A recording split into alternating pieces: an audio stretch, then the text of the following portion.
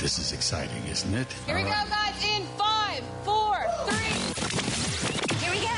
It's time for Joan Esposito. Live, local, and progressive. Thank you for good programming, and I appreciate the content and really enjoyed every moment. It's a privilege to have you on your station and listen. It's good stuff. It's very educational.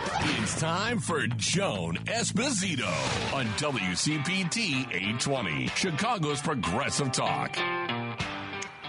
Hey, it's Friday. Congratulations. You did it again. Look, another week where we have, we've survived, if not thrived. Going to be a tough next 500 bunch of days till we get to the midterms. But first, remember, you've got those April 1st elections. I took my mail-in ballot to the post office this morning. I like getting a mail-in ballot because, try as I might, sometimes there's things that I haven't prepared myself for on the ballot. Oh, there's this race? I didn't realize this one was one I was going to be voting on right here, right now.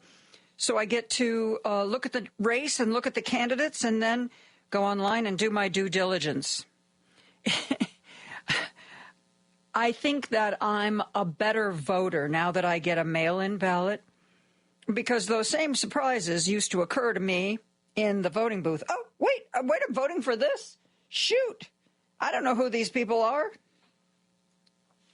If you find that occasionally happens to you, I would strongly urge you to also consider a mail-in ballot, because you get to look it over, you get to ponder it, you get to do some research. And rather than just dropping it in a blue box, which I know you can, I always like to take it directly to the post office. That way I am sure that it didn't get lost. Ideally, if you can show up when your post office person, if it's not closed for lunch, the ideal thing is to actually hand it to a human being and see that it is being stamped and recorded.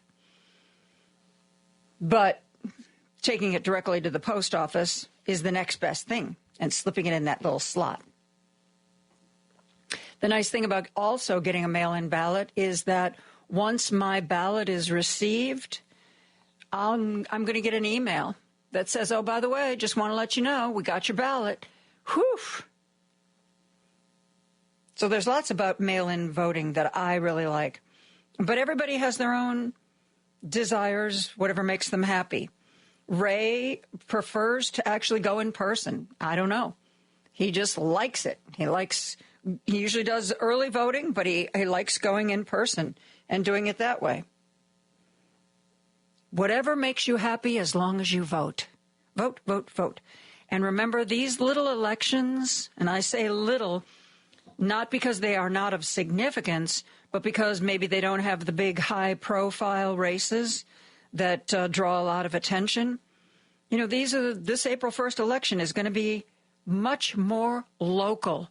And the people you vote on and elect to local positions are the people who really influence how you live your life. Much more so, I would say, than your congressperson or your senator. So don't forget. Governor Pritzker is down in Peoria. He is supposed to be doing a press conference in the very near future where he is going to be talking about the threatened cuts to Medicaid. We are going to try, Lady B and I are going to try very hard to bring some of that to you live. As it happens, our governor has been very vocal. Frankly, except for maybe a couple of congresspeople and Chris Murphy in the Senate, I'd say J.B. Pritzker has been one of the most vocal opponents of Donald Trump and everything that Donald and Elon have been doing. He's out there. Man, oh man, he is out there on a daily basis, it seems, pounding away on the threat that the elected Trump and the unelected Elon Musk pose to us, not just theoretically, not just the threat to our Constitution, but the threat to people on the ground living their lives in Illinois. Farmers whose the sale of their crops is in trouble, or they're worried that it's going to be tariffed. People whose kids rely on Head Start. There are so many actual folks outside of Washington who are being hurt by what Elon Musk and Donald Trump are doing. Recently, Governor Pritzker, aside from this event he's doing in Peoria today, he was at an event yesterday where he talked about Social Security and how Elon Musk and Donald Trump were coming for it and don't think they're not, and how they're both incredible hypocrites because they've both taken government handouts to keep themselves afloat professionally. Oh, but that's different. Why is it different? Because it was them and not you. Just remember, when Elon Musk talks about cutting waste, you are the waste. You are. Elon Musk somehow thinks that he's some brilliant self-made man. But you know what? I'd be probably a pretty smart business person if my father handed me an emerald mine. Oh, by the way, Joan, we forgot to tell you, yes, you know, you've grown up thinking that I work for Sears Roebuck, and I do. But I've actually got this emerald mine in my back pocket, and I really want to give it to you. Or Donald Trump's dad, who by all accounts pretty much hated him, still gave him $400 million to get started in business. You know, I wish Donald Trump's dad were still alive today. I really do. Donald Trump, I don't think he would be president because I think the lack of confidence he had in his son would have continued. I don't think Donald Trump would have done some of the things that he has done. I think his father would have reined him in. What do you mean you're declaring bankruptcy again? What do you mean you hired these workers and now you're not going to pay them? I don't know. Could be crazy. I mean, his dad wasn't a great guy either. Trust me. A lot of his bad behaviors he learned in his family. But by all accounts, his dad he wasn't the best dad in the world. And some people believe that Donald Trump is still deep down inside trying to prove himself to his dad, who's long dead. I have gotten myself a little distracted. And believe me, you know, I don't care what kind of damage was done to Donald Trump. I care about the damage he's doing right now.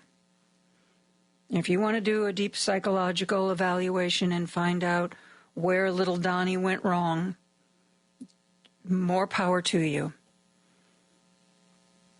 But the man is wreaking havoc. I don't care if he's exorcising his demons.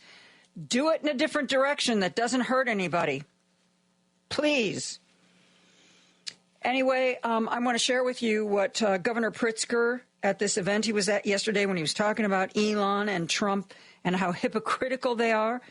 He was talking about Social Security. And they're coming for it. Don't think for a moment they're not. Listen to Governor Pritzker. Economic recessions, global conflict, and political upheaval, Social Security has remained a reliable bedrock of support for our seniors, for our economy, for our social safety net. Elon Musk doesn't understand any of that because he's never needed it. He took billions in support from the federal government when he was on the verge of bankruptcy, but doesn't see the hypocrisy of attacking a program that Americans believe in and rely upon. He called Social Security the biggest Ponzi scheme of all time and said it's the big one to eliminate. Another wealthy MAGA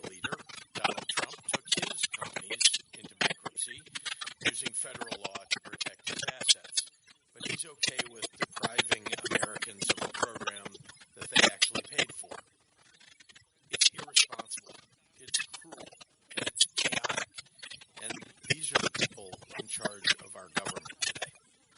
Social Security is built on our shared responsibility to protect one another, to care for the generations that came before us, as well as the generations that will come after us.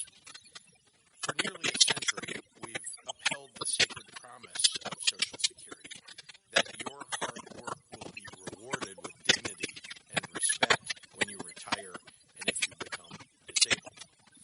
Donald Trump and Elon Musk are breaking that promise.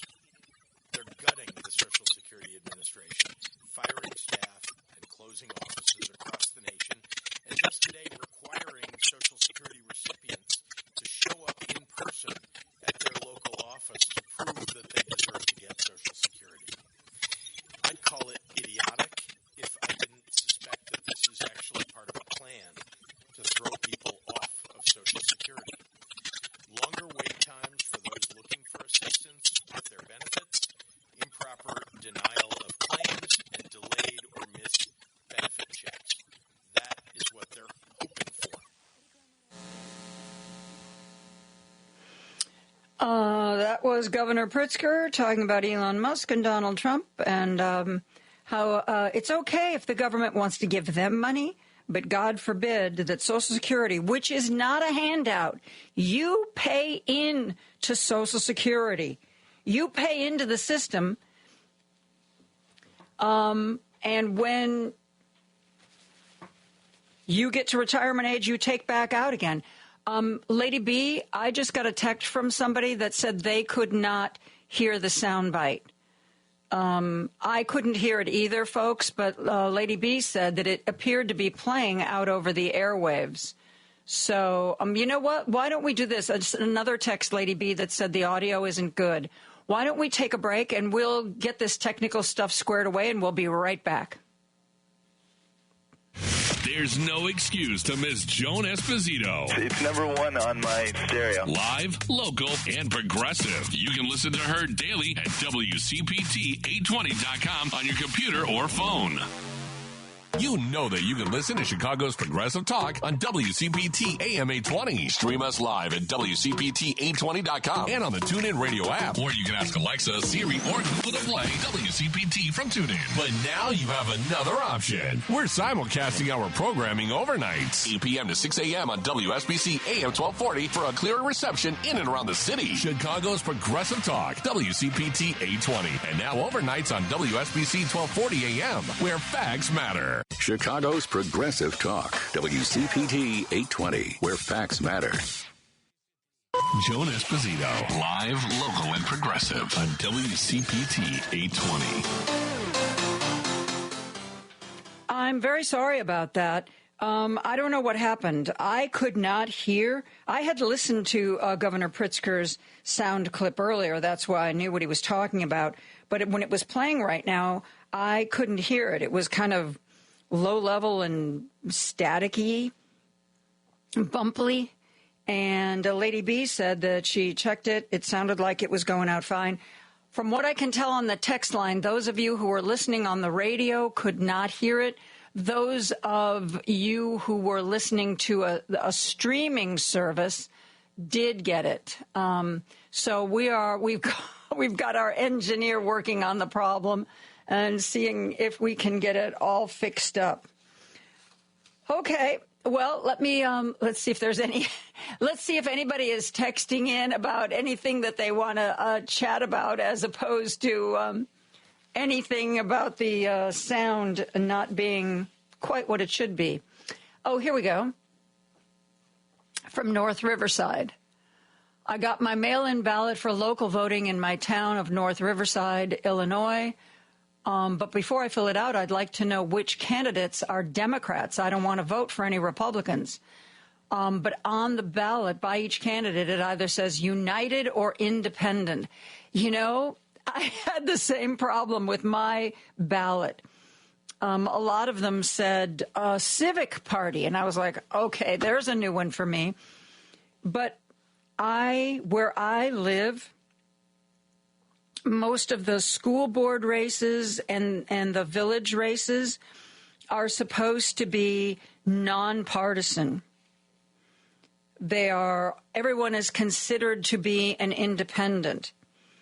But like you, I also was very concerned because, if somebody has a D by their name and they're a Democrat, chances are that you share a certain set of values with them. Chances are, you can't say 100%, but chances are, say that person isn't into banning books if they have a D by their name. I do not feel comfortable if I don't know a candidate's ideas and background. I don't feel comfortable voting for anybody who's running as a Republican because the Republican Party as it exists right now appears to subscribe to a set of values that I do not believe in. So I understand your confusion when they are not listed as Democrat or Republican. So here's what I've done. I subscribe to a newsletter from my local Democratic organization, and they put out in one of their regular emails a few weeks ago, they said, this upcoming election is supposed to be nonpartisan. So, we're going to follow the rules that we've set up for ourselves to basically not endorse anybody because it's a nonpartisan election. And they also said, and this was a couple of months ago, we are, though, going to keep an eye on the local Republican organization because sometimes these are unwritten rules that, we don't endorse in a nonpartisan election. But in the past, sometimes the Republican Party has chosen to endorse certain candidates, and if that happens, we will let you know. Well, sure enough, the local Republican Party decided that they were going to endorse one or more candidates. And my Democratic organization let me know this was happening. And here's the thing, though, you have to be careful about. You have to still do a little bit of homework because the Democratic newsletter that I've got said be careful because once in a while, the Republicans in our area will actually endorse a candidate that stands for Democratic values because they know that a certain area that's doing this voting tends to swing Democratic. So their belief is that if they endorse somebody they don't like, then other people won't do their homework. They'll just say, oh, the Republican Party endorsed Joe Smith. Well, I'm not voting for Joe Smith then. And so they can sometimes be very sneaky like that, endorsing candidates so that those candidates lose if they know that the voters tend to be solidly Democratic. They're counting on the fact that nobody will look beyond the endorsement. So my Democratic Party warned me that the Republican organization was doing some endorsements. I looked at those endorsements, and then I looked at those candidates.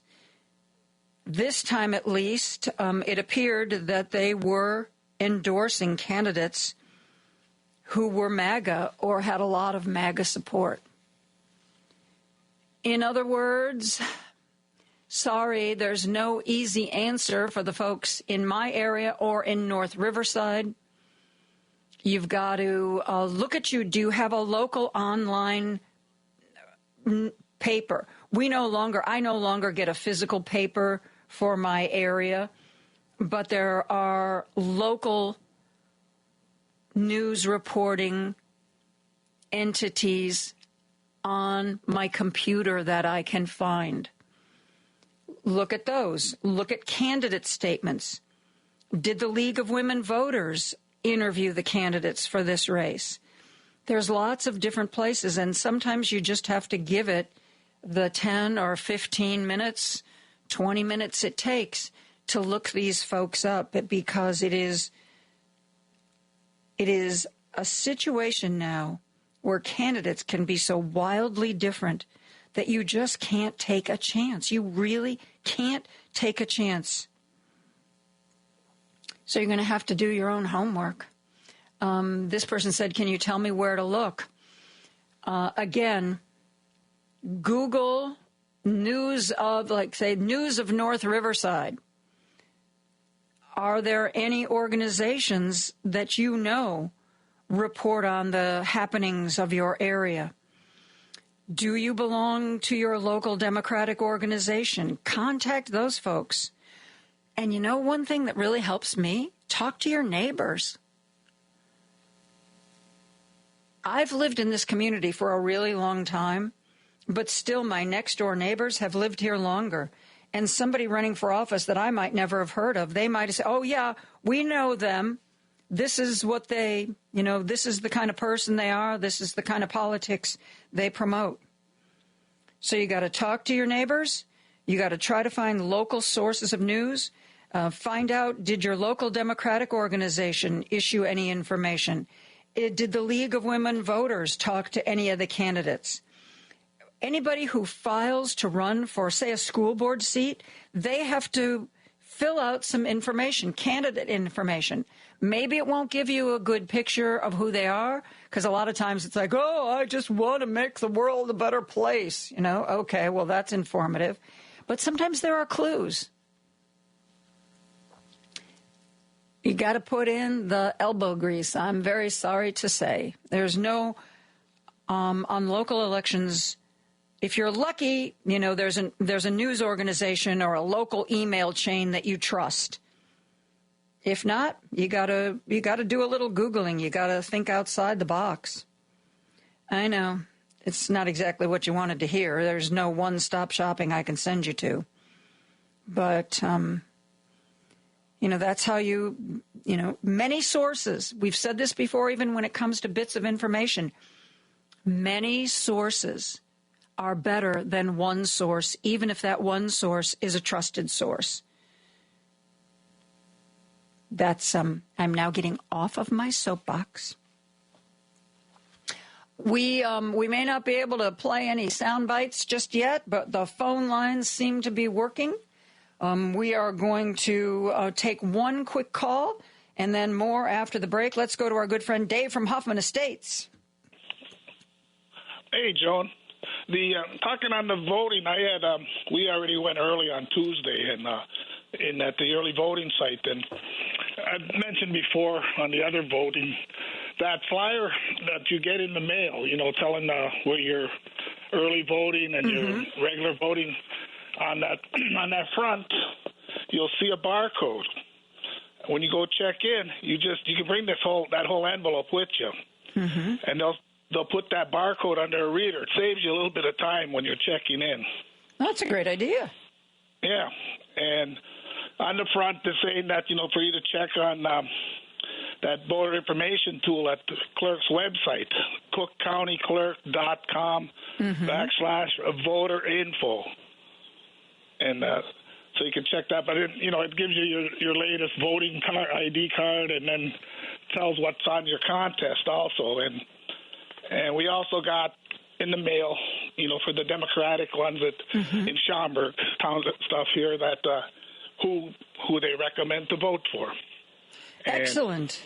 And one of them actually did it the old-fashioned way. He came walking. And I told him to check in with you guys that you or Patty or somebody could do an interview with him, but I don't know if he ever did. But I told him to contact, CPT, and I'll close you with this one. My brother-in-law, he's a Vietnam vet, and he posted this the other day. It was I think from the other 98% site, whatever. It said, John McCain was released this week in 1973 after more than 5 years in prison by North Vietnamese. Says, in case you were wondering what Donald Trump was doing in 1973, he was getting sued by the Justice Department for systematically excluding African Americans and Puerto Ricans from apartments he owned. That sounds about right. Before the election, because who is it now? A lot of them, the younger males of both, they voted for him. They should have had something like that out before the election. Maybe they might have changed their mind, So anyway. Yeah. Thanks, Dave. Always appreciate the call. With you. All right. Be well. We're going to take a break. We're going to be back with more after this. Podcasts of Joan Esposito, live, local, and progressive, are available on Spotify, Apple Podcasts, TuneIn, iHeartRadio, YouTube, and Amazon. Just search for Joan Esposito. This is Chicago's Progressive Talk, 820 AM, WCPT Willow Springs, and online at WCPT820.com, where facts matter. Want to join the conversation? I'm going to say exactly what I think here. Got something to say? Everyone needs to hear what I got to say. Call Joan now at 773-763-9278 and join the conversation. Joan Esposito, live, local, and progressive on Chicago's Progressive Talk, WCPT 820. It is Friday. We spend the first half of the show every Friday talking to you and reading your texts. Let's go back to the phone lines. Our good friend Jim from Chicago is on the line. Hey, Jim. Hi, Joan. My choice, if I was charged, I had two charges to face. Vandalizing a Tesla or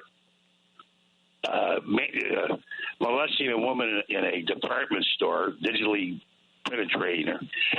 I think I'd take the vandalizing charge 100 times out of 100.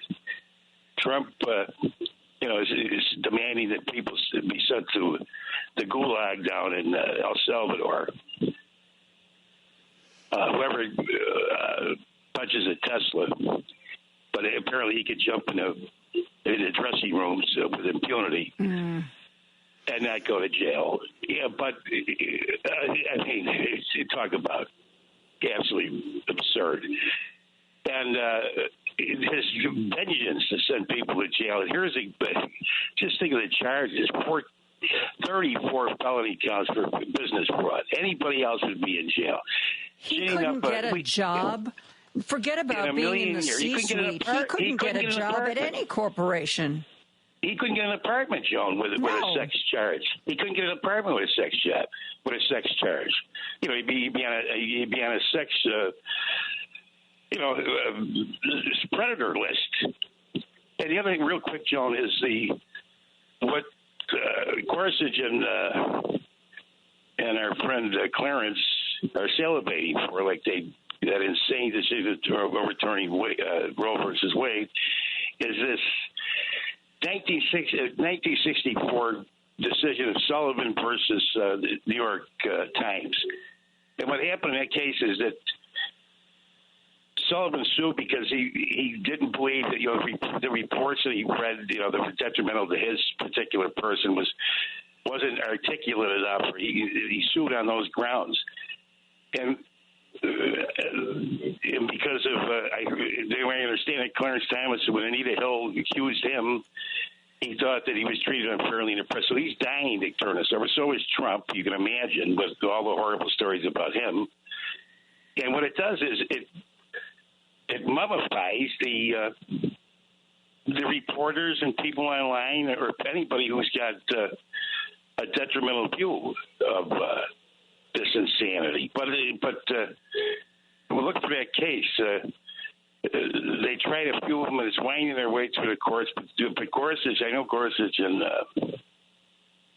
Clarence are licking their chops to get it because it would almost kill the press for all practical purposes, and they've already got them scared to death. And that $20 billion lawsuit with CBS, apparently they had a merger. They had a $100 billion merger. So that's going to fly in the ointment for him. So, I'm curious about one thing, though. I agree with you. I mean, if no other reason than because his wife wants him to, and his wife seems to think that the sun rises and sets on Donald Trump. Clarence Thomas, I'm sure, is eager to do any of Trump's bidding.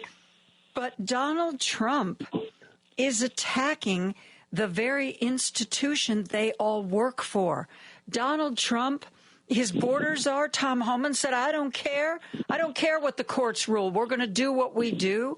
Donald Trump saying that he's going to impeach a judge because he got a ruling. Instead of appealing the ruling, he's saying he's going to go after the judge.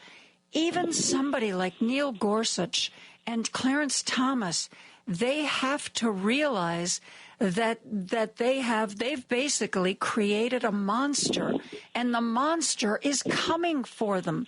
The monster is going to make them, they are going to become irrelevant. At some point, don't you think that they're going to feel that incredible, at the very least, it is incredible disrespect from Donald Trump to the judiciary. And at what point does their pride kick in, for God's sake? No, but Joan, you're exactly right. But think about it historically. If you're a Supreme Court judge, do you want to be the one sitting on the bench that absolutely negated the power of the Supreme Court? You've taken away all decisions are null and void now that whatever you want to call this guy, a dictator or whatever you want. I don't even know what you have a word for him. But you're exactly right. You want to tell, you go to your grave, we're the ones that, screw the Supreme Court completely up. Not that it's already screwed up. But you're exactly right. Anyway, Joan, have a terrific weekend. I hope it's glorious weekend. I'm glad it's Friday. You and me both, kiddo. You and me both. Thank you, Jim. Thank you, Joan. Let's go to our good friend Bobby, who's on the line from Indiana. How are you today, my friend? Oh, Joni, good to talk with you. Always good to talk with you, too. Few little short things here. Oh, the first one, I got a little tip for you. Yeah?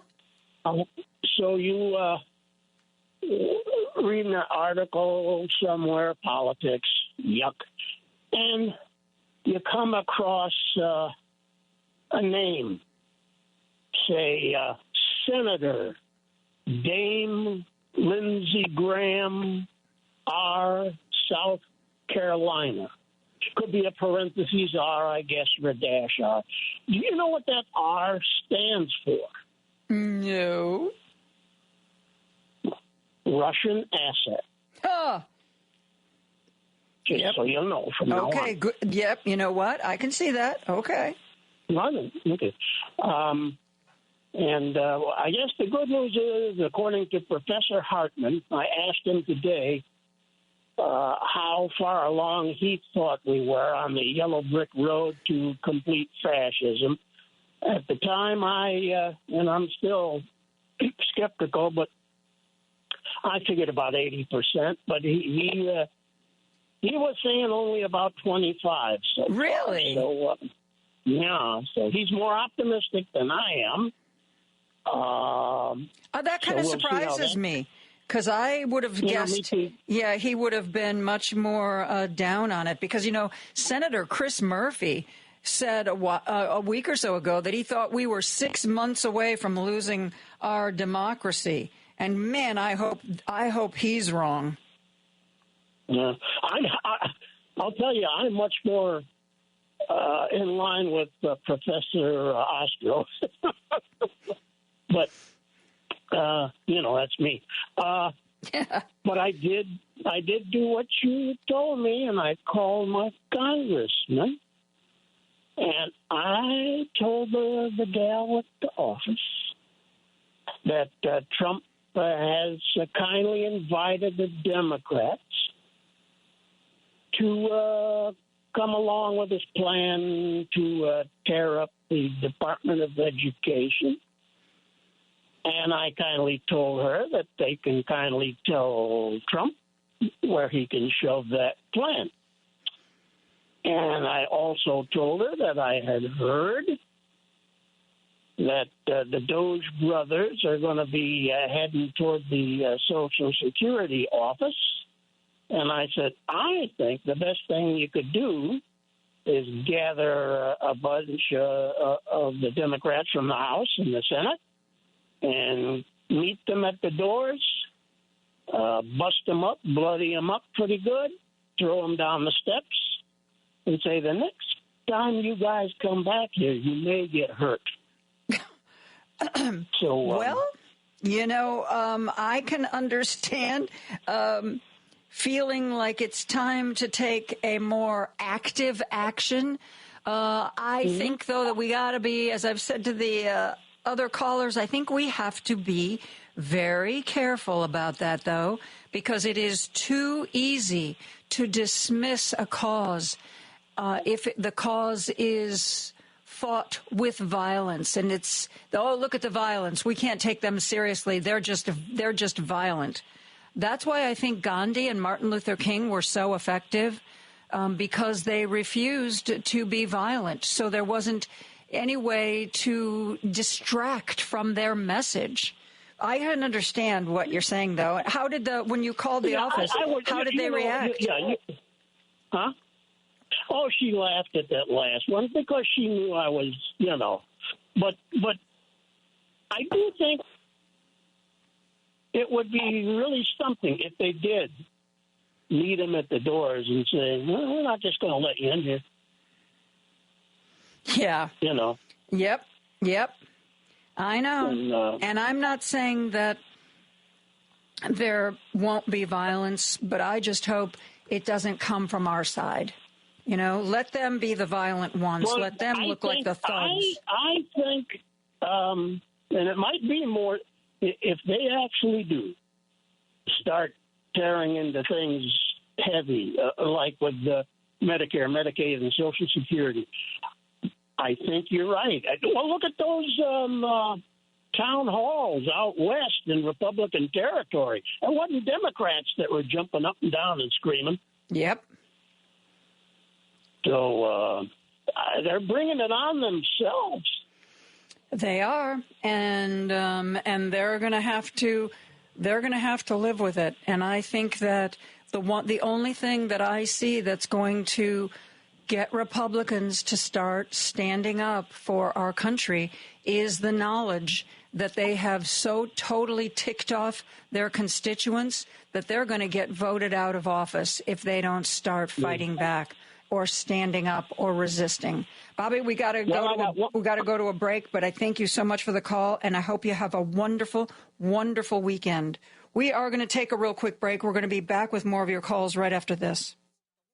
Take Joan Esposito, live, local, and progressive, with you on the go by using the TuneIn app on your phone. Just search for WCPT 820. Because facts matter. You're listening to WCPT 820. Now back to Joan Esposito, live, local, and progressive on WCPT 820.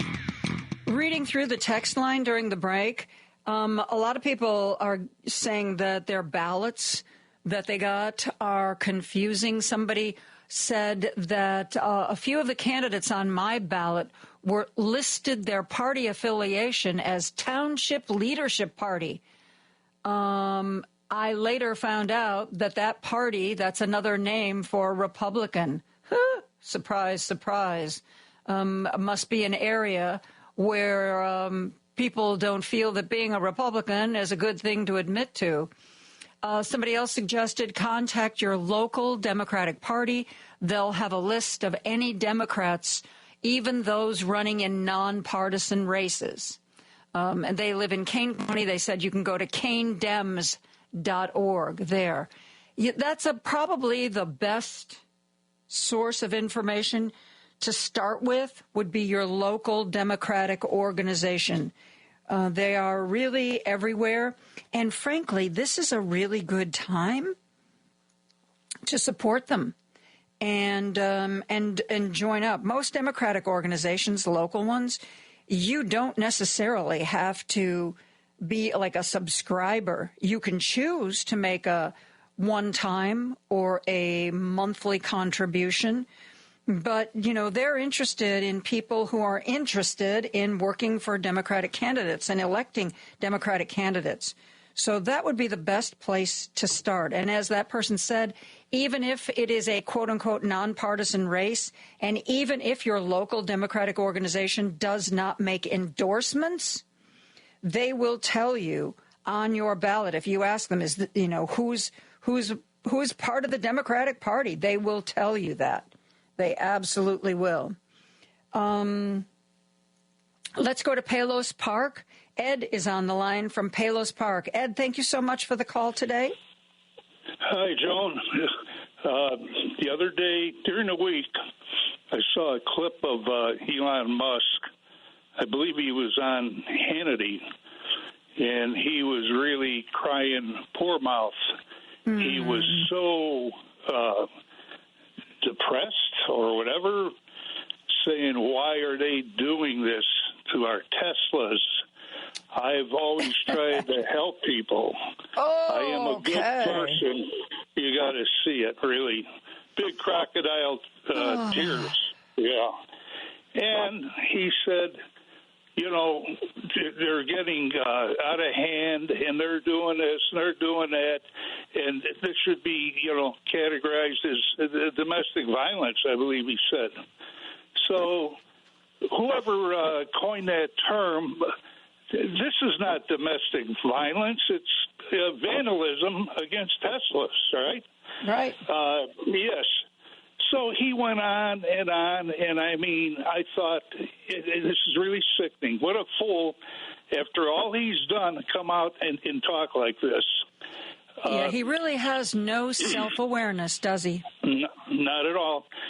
When he, a few weeks ago or 3 weeks ago, he came out dancing on stage with that chainsaw and bragging about destroying these federal agencies and terrorizing federal workers.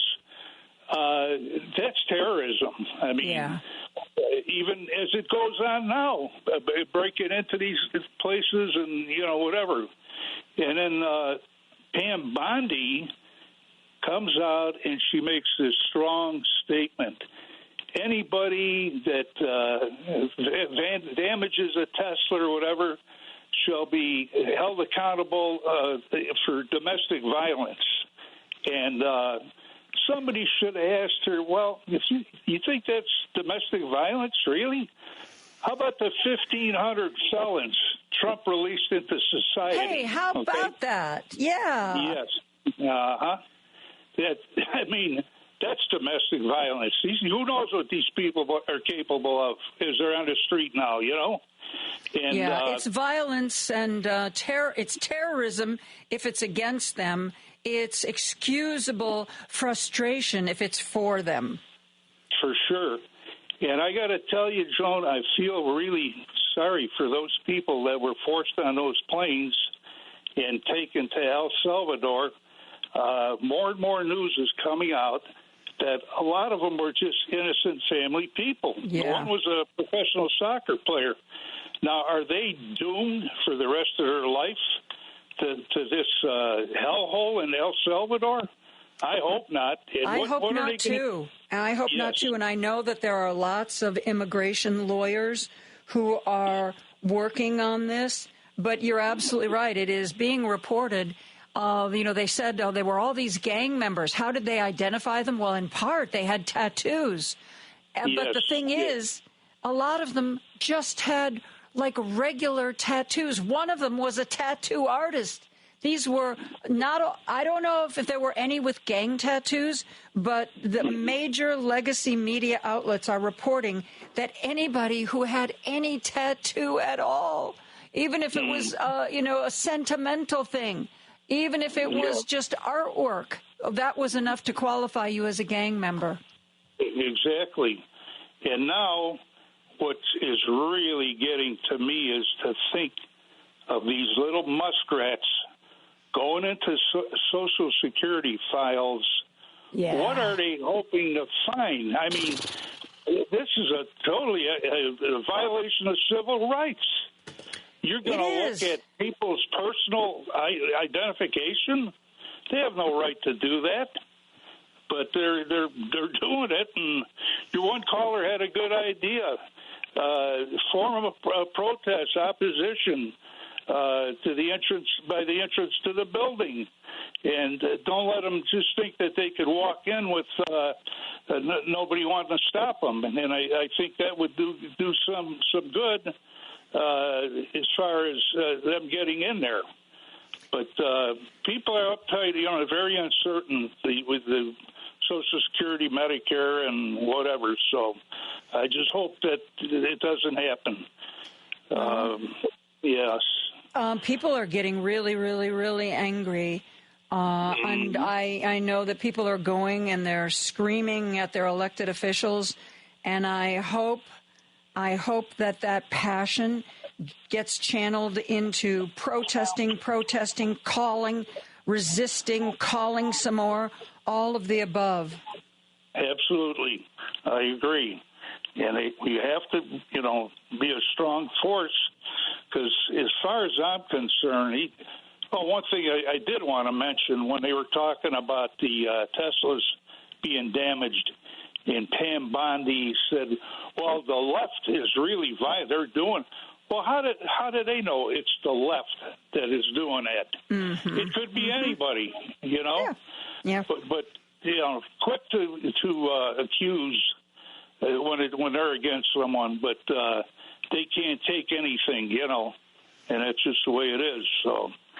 Well, thank you for the call. I really appreciate it, Ed. I'm going to try to squeeze in some more calls before we break for news. But remember, we are going to read your texts and take your calls up until 3:30 today. It is Friday. The first half of the show on Friday belongs to you. So let's go to Naomi, who's on the line from Santa Monica. Naomi, thanks for calling again. Lovely to talk with you. Hi, Joan. How are you? Good. Good. I'm going to take you off of the speakerphone and see if it's more clear. How's that? Okay. Good. Is that better? Yes. Okay. I have 4 things real fast. I'll just name them off and get off the phone, and you can talk if you want. You can respond. Number 1, Google. I wouldn't use Google for searching. I don't trust their searches. I believe they're skewed right. They control the searches because they get paid for putting things on top. And if you use DuckDuckGo, you might have to type in everything each time, but they don't track you. Fascism. I believe we've been fascistic for a long time, and I've been trying to tell people that for years, and everybody laughs at me. Aha, funny now, huh? Next thing, Randy Rainbow. I don't know if you've heard about Randy Rainbow, but yeah. He put out a new video. He put out a new video a couple of weeks ago. I just told Lady B, it's the funniest thing, Democracy, I think it's called. So everybody should look for it if they want to laugh. It's really hysterical. Next thing, we were talking about parties and what they're called. I'm in California. There's a party called the American Independent Party. A lot of people register as American Independents because they're uninformed. It is a Nazi party, and a lot of people who think that they're nonpartisan, yes, they register as American Independents. I try to tell people this. I don't know if they listen to me. But interesting thing, when RFK ran this year in California, he ran as an American Independent because he's an idiot. Good grief. He was listed as an American Independent. Nazi is what I mean. Anyway, that's all I wanted to say. Well, so that's you can a lot. If you want. Thank you. Yeah. Thank you. I appreciate that. Talk to you. Thank you, Naomi. I got a text saying, Joan, it was reported that Derek Chauvin is possibly going to be pardoned. That is, the police officer is currently serving a prison sentence for the murder of George Floyd. It's obvious Trump wants more distractions, and unfortunately, this will cause another wave of riots. That is true. It has been suggested that Donald Trump should consider pardoning Derek Chauvin. And I'd like to be able to tell you that is such an absurd idea that it couldn't possibly ever happen. But I no longer think that anything is so absurd that it couldn't possibly happen, because we are living in the craziest world that anybody could imagine. I'm sure that the people who support Derek Chauvin are lobbying. I mean, look at Rod Blagojevich's wife. I mean, she campaigned on Fox. She sucked up to Trump. She did anything she could do, said anything she could say. And guess who got pardoned? Rod Blagojevich. So, yeah. And I think the only thing that'll prevent a Derek Chauvin pardon, is people, particularly constituents whose elected officials are Republican, calling those offices up, going to those offices and saying, you better not sign off on this, you better not support this, and if for some ungodly reason it happens, you better condemn it. The only way Republicans in office are going to stand up to Trump is if they feel they cannot get reelected otherwise. Because they've got Donald Trump's anger and Elon Musk's money on one side. And it's going to take a lot of voices on the other side of that scale to balance it out.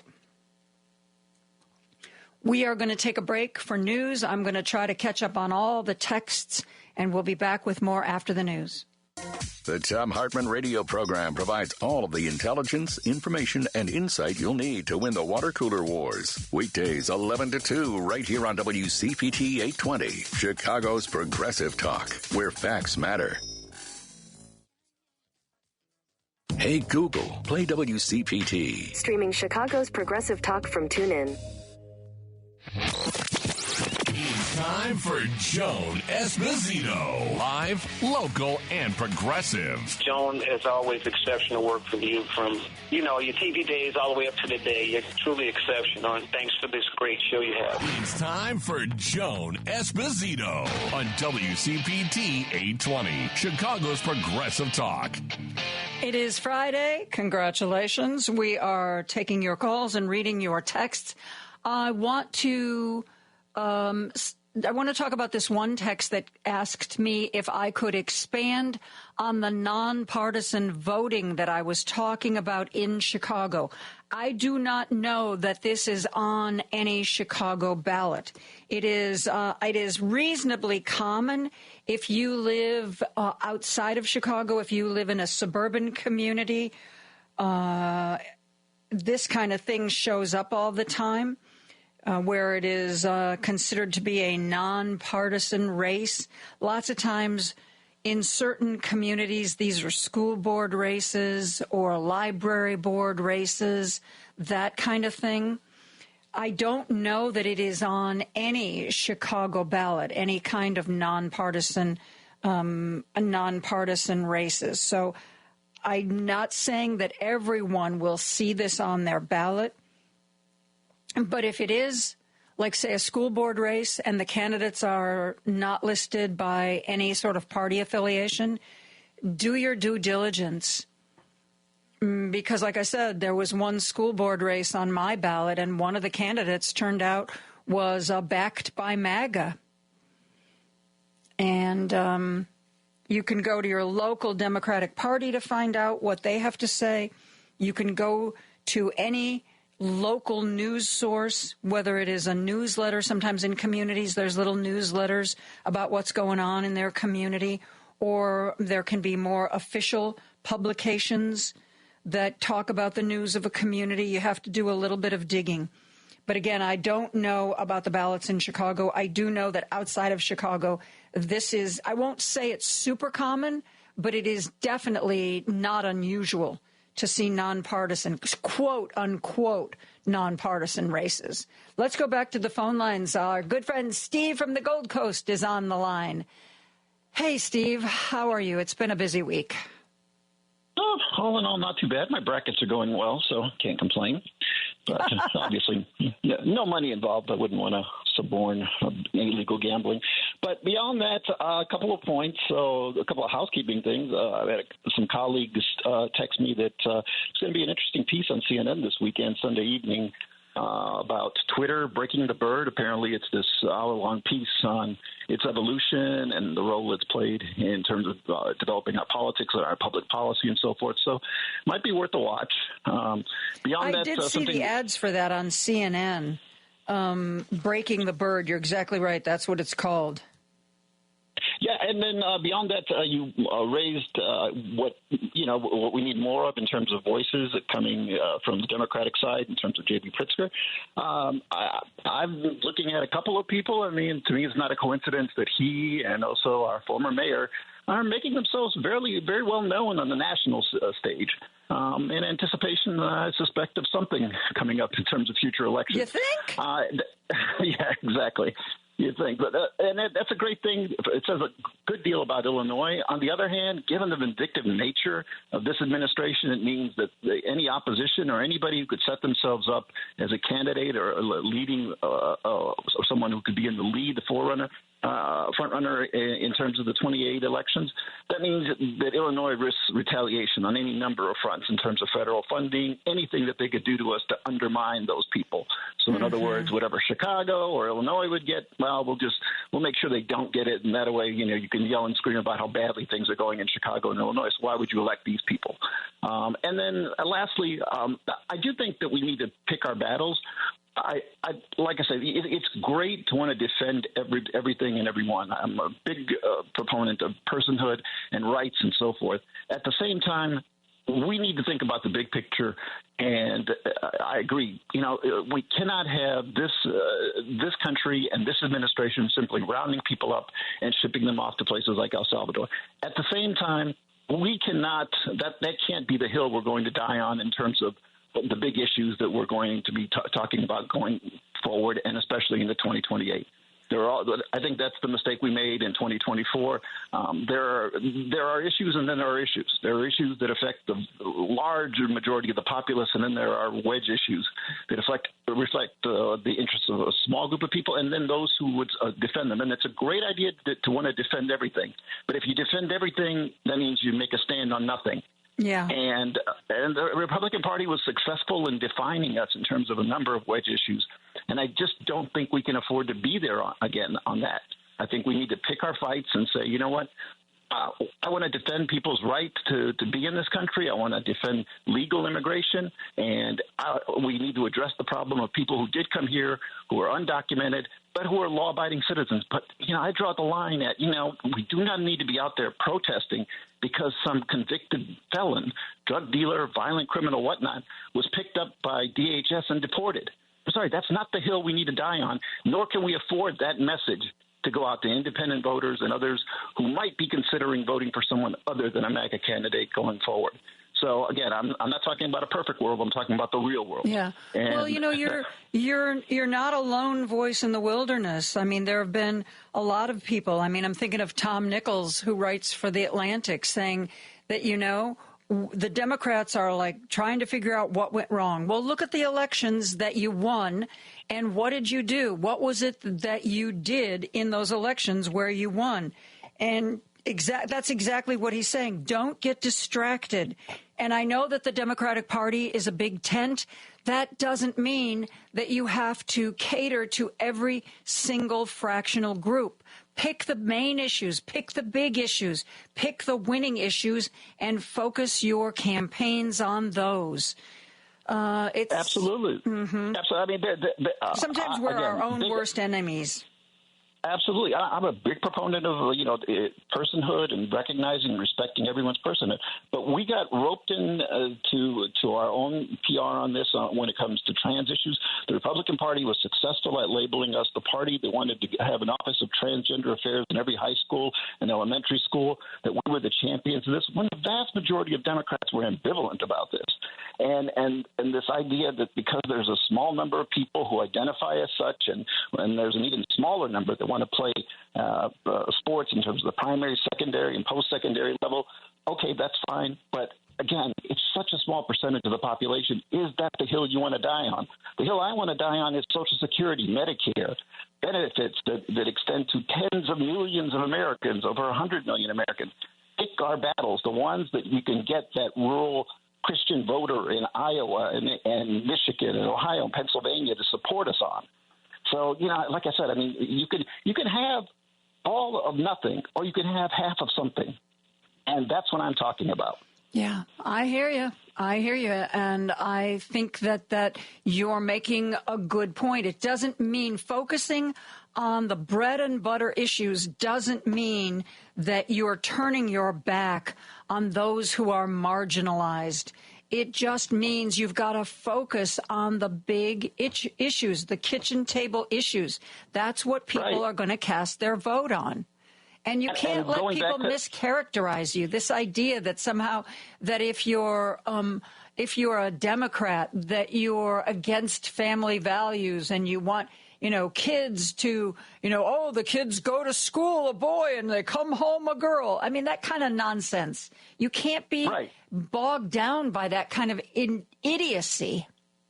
Yeah, and I think that it's entirely possible that you could see a Derek Chauvin pardon, because from a political standpoint, think about how advantageous that is. So you pardon Derek Chauvin, and therefore you placate that hard right element within the Republican Party.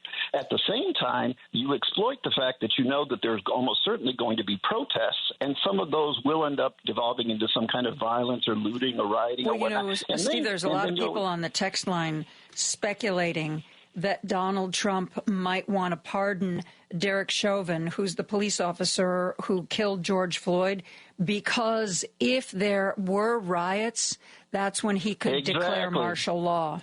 Exactly. It's the Nixon formula. It's the law and order candidacy. And then if people remember, 1960s and 70s, the FBI and local law enforcement would sometimes hire people, would sometimes pay people who were part of organizations to incite them to do things that were illegal, to incite things that they otherwise would not have done, in order to create the perception that the response was necessary on the part of law enforcement. So this group did this.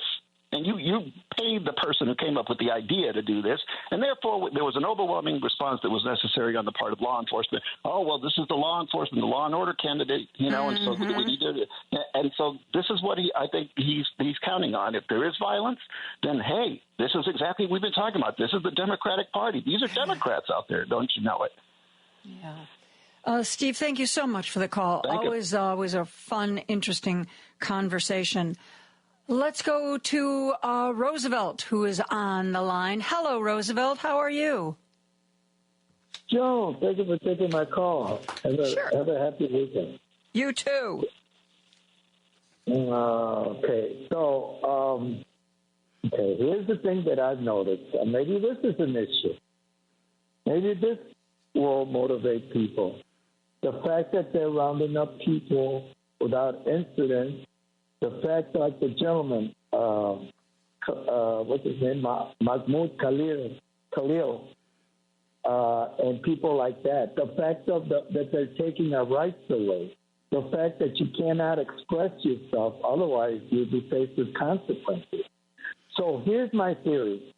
The world has to see what's happening here. And I'm sorry to say, but people that are being rounded up, that's what motivates other countries that eventually, I believe, are going to help us. History is going to repeat itself, such as what that young lady said. Remember when she answered the politician from France, because France has said to return the Statue of Liberty, and what her answer was? That if it wasn't for the United States, they would be speaking German in France. But what she forgets is if it wasn't for France, U.S. would not exist, because France provided money, ammunition, soldiers to the United States in order to help them with their independence. So that's my point. Point is, other countries are going to, in my opinion, are going to help us. But the one thing that motivates a lot of these countries is the rights of human beings. The rights of speech, the rights to democracy that we no longer have, the freedom that we no longer have by expressing ourselves or criticizing our government. And that's what's being lost. Now, when Steve talks about that we have to pick our battles, I think that's a big battle. The fact that you treat people like animals, such as what they did with this El Salvador flying all these people to El Salvador. That has never happened in this country. The fact that you're being transferred to a country that you don't even know. Not even Venezuela. If Venezuelans, how come they're not being flown to Venezuela? Because they cooked up a deal between Trump and Bukele the leader of El Salvador. The fact that I think he got money for it. Trump gave him money. So I believe that the world has to see this in order for them to help us, because these guys, the Republicans, the so-called Republicans, are not going to help us. They're not going to do anything for this country because they're under the thumb of Trump. So I believe that history is going to repeat itself, and I'm repeating myself. What do you think about that? I think that you're absolutely right. They are, at least until the midterms, at least until they feel that their jobs are on the line, nobody in the Republican Party in an elected capacity is going to publicly push back against Trump. Now, privately, I get the impression that privately they are trying to rein in some of the worst impulses, but it is going to take a lot more than what we've seen for any of these folks to stick their neck out. Roosevelt, thank you so much for the call. You reminded me of something that I saved. It was a French member of parliament by the name of Raphael Glucksmann who said, well, maybe we should ask for the Statue of Liberty back because, of course, it came from France. And then the angry blonde woman said some very rude things. Well, Glucksmann responded, and this is what he posted on social media. Dear Americans, since the White House press secretary is attacking me today, I wanted to tell you this. Our two people are intimately linked by history, the blood we shed, and the passion for freedom we share, a passion symbolized by this statue that was offered to the United States by France to honor your glorious revolution. As the press secretary for this shameful administration said, without your nation, France would have spoken German. In my case, it goes further. I would simply not be here if hundreds of thousands of young Americans hadn't landed on our beaches in Normandy. Our gratitude to these heroes and their sacrifices is therefore eternal. But the America of these heroes fought against tyrants. It did not flatter them. It was the enemy of fascism, not the friend of Putin. It helped the resistance and didn't attack Zelensky.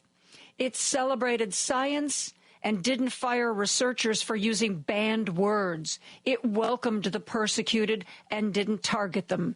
It was far, so far from what your current president does, says, and embodies.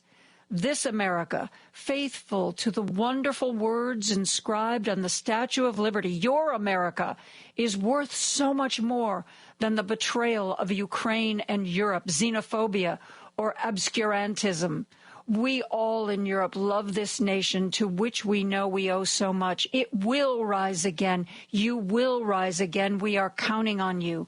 And it is precisely because I am petrified by Trump's betrayal that I said yesterday in a rally that we could symbolically take back the Statue of Liberty if your government despised everything it symbolizes in your eyes, ours, and those of the world. It was a wake-up call.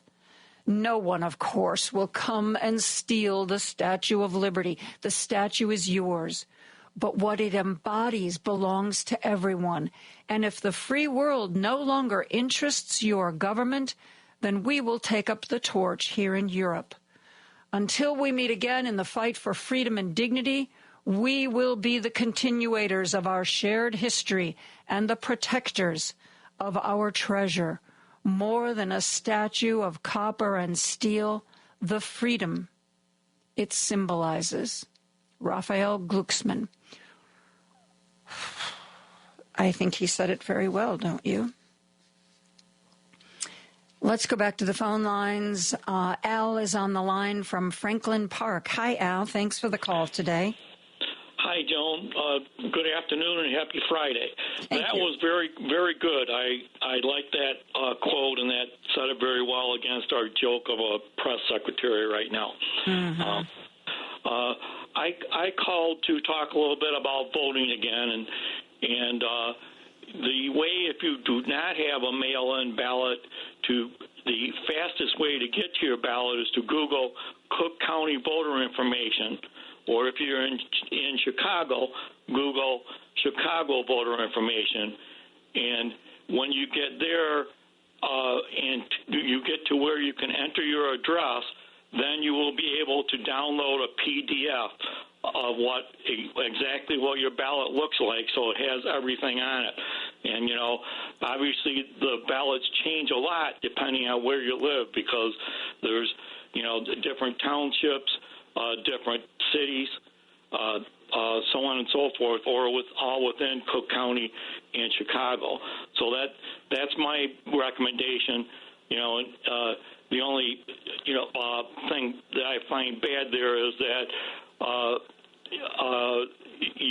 it prints out really small, so it's hard to read if you don't have legal paper. So I did get some legal paper. So there's some things that Cook County has to fix, and hopefully they get around to that before the next big election. Yeah, really.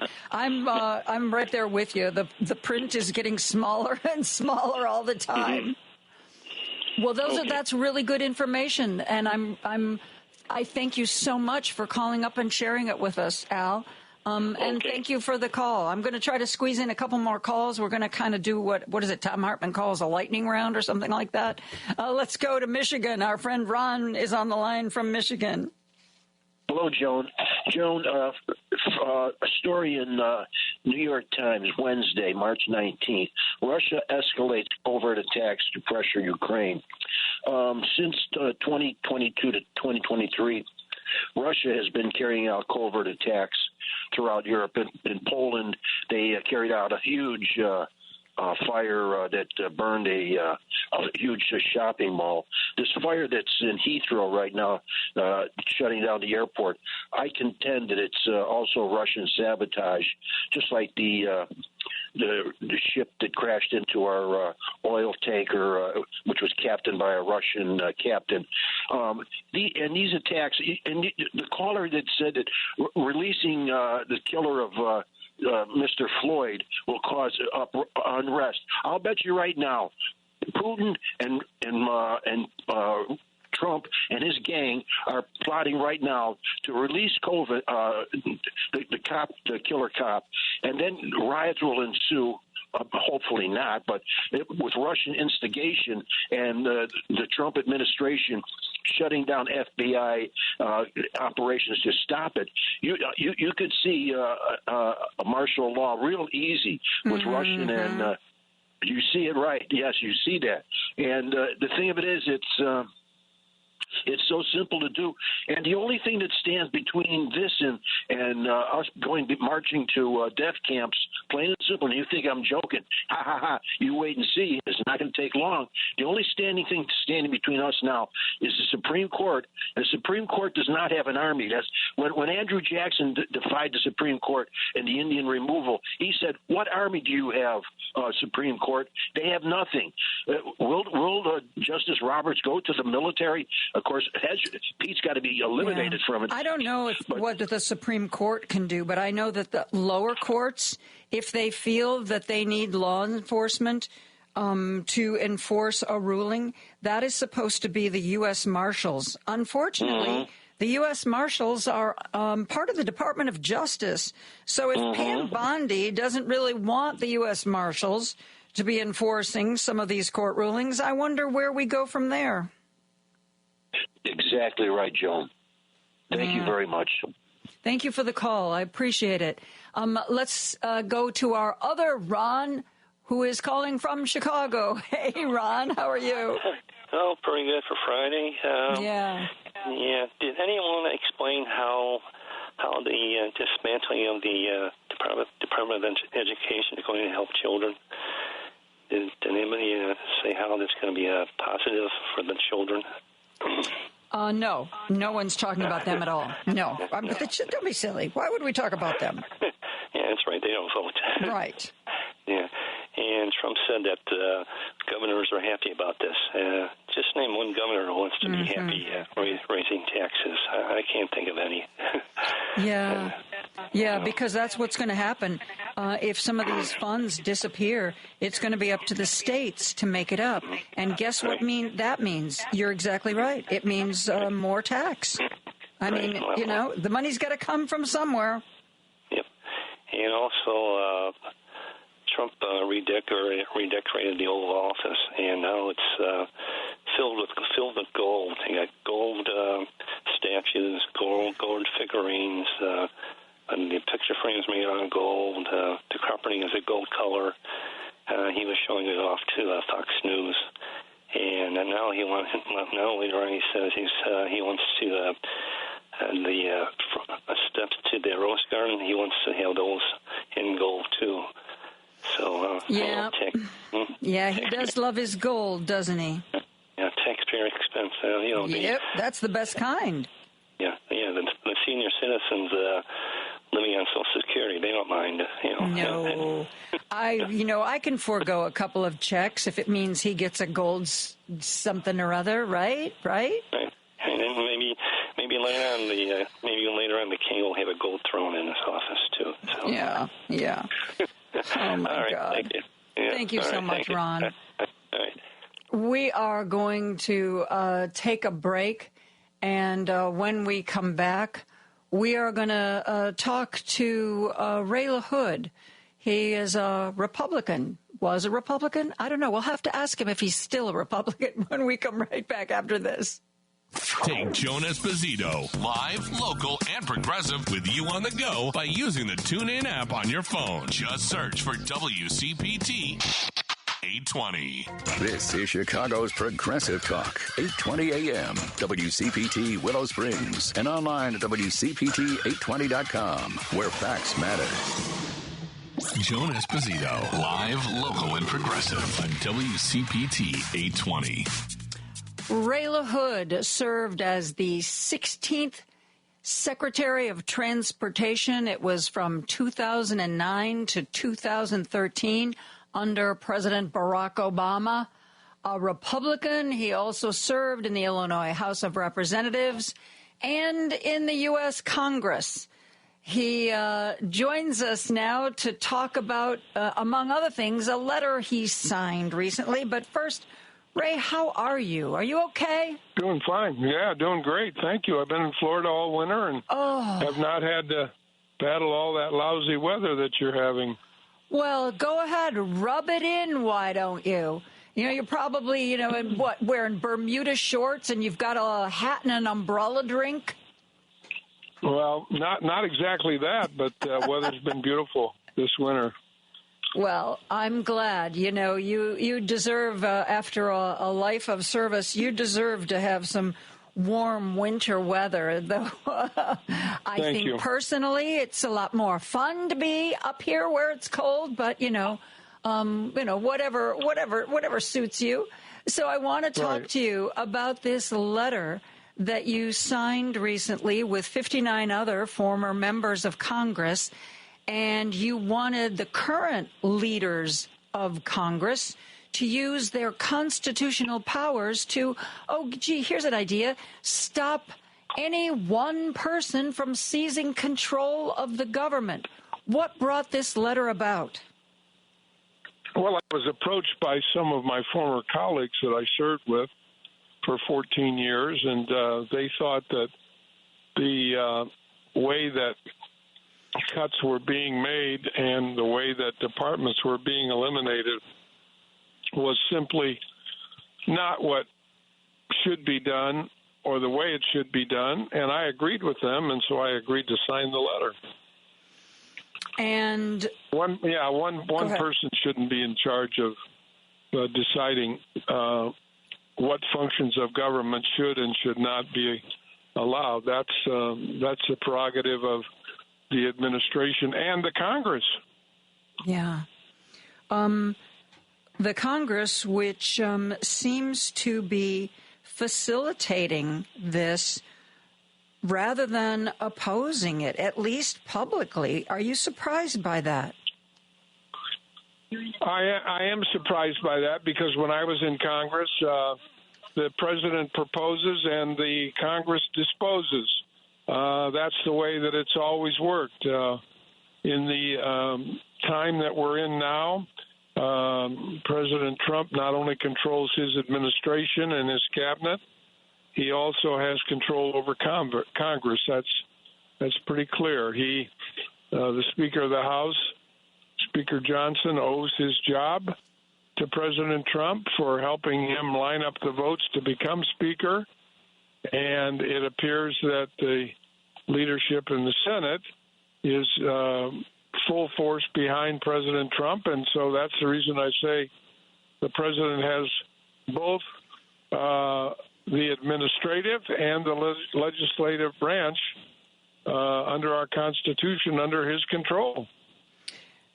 Do you think that the Republicans currently in elected office will be more publicly resistant to some of the more outrageous things coming out of the White House after the midterm elections, when they don't have to worry so much about Donald Trump's anger and Elon Musk's money primarying them? Well, look at the midterm elections are a long way off. If past is prologue, and you look at what happened to President Obama in 2010, the Tea Party was born as a result of the fact that President Obama carried out a very strong legislative agenda, including national health care for all Americans that wanted it. And so I don't think anyone right now is looking at the midterm elections. I think everyone is looking at, particularly Republicans, an opportunity to help President Trump get his agenda through. You were a Republican in the cabinet of a Democratic president. Right. Can you imagine Donald Trump bringing a Democrat into his cabinet? No, that won't happen. Absolutely not. He only brings people into his cabinet who are yes people and do whatever he and his staff at the White House want these cabinet members to do. That's why he not only controls his own administration, but he controls the House and clearly the Senate. They just passed a CR, continuing resolution, through September 30th, through the end of the fiscal year, with some very, very major cuts. Yeah. Do you think Chuck Schumer did the right thing in gathering together enough Democratic senators to make sure the continuing resolution was passed? His argument is that he was very worried that Trump and Elon Musk would use a government shutdown to further eviscerate government agencies and cripple them. Well, clearly Schumer has been around long enough to know what a government shutdown would do, and he made a decision. He didn't want to see that happen because he knew that Democrats would be blamed for it. But that was his decision. I'm not going to second guess it. I'm not there. I haven't been elected to anything, and he's the elected leader of the Democrats, and it was his call to put the votes up to get the continuing resolution passed, and now he's facing the consequences of that. But his argument was that just as you signed this letter that any one person shouldn't have control of the government, which seems to be aimed at Elon Musk, his belief was that Elon Musk would take advantage of a shutdown. And as Schumer put it, he didn't see an off-ramp that, a Republican senator said, you give us a shutdown and the government is going to be shut down for 6 months while they get rid of more and more people. Do you think that was a reasonable fear? Of course.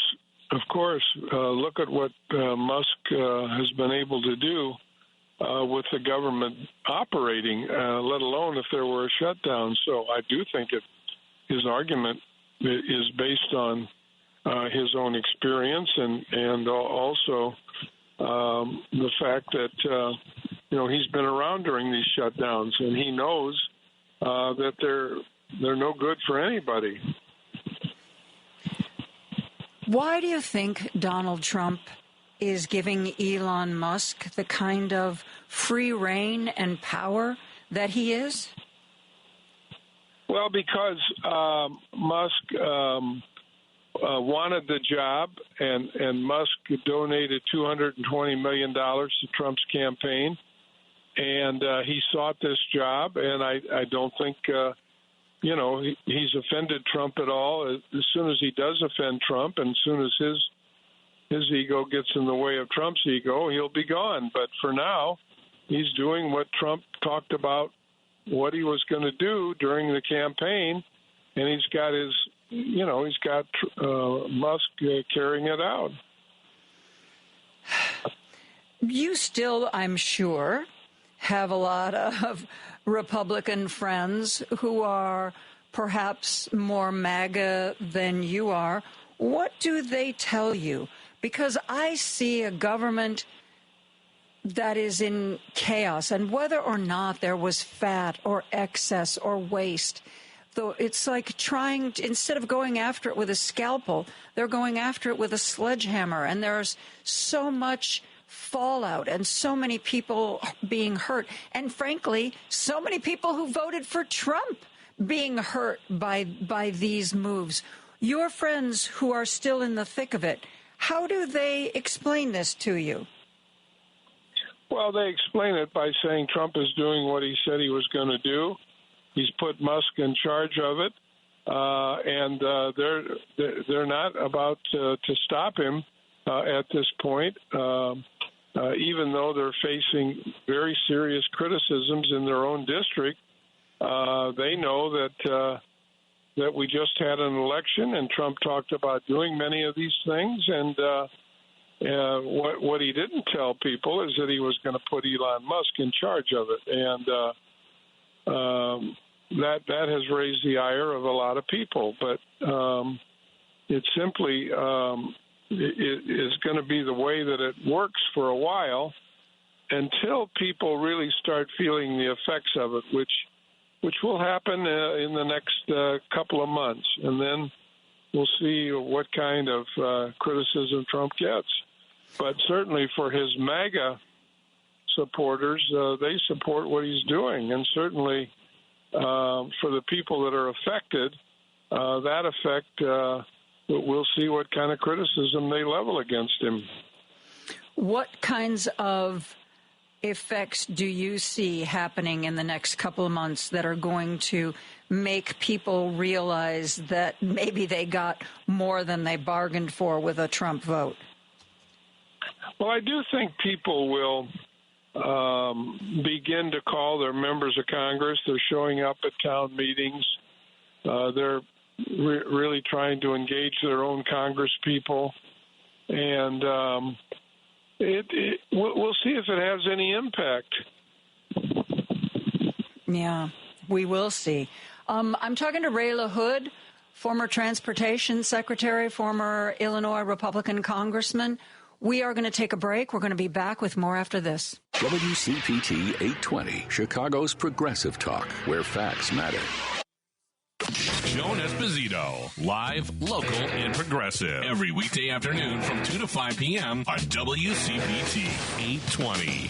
I'm joined by former Illinois Republican congressman and former transportation secretary Ray LaHood. He recently was one of the signatories to a letter that was sent to current congressional leaders saying, you know what?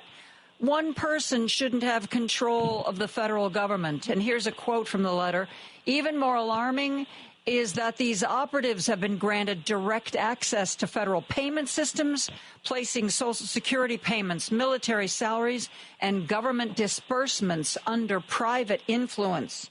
Ray, the courts, as their rulings start to come in, the courts are starting to say, no, those people were fired improperly. You can't just close down this agency. No, you cannot give these little Doge boys access to private, secure information like Social Security numbers and tax returns.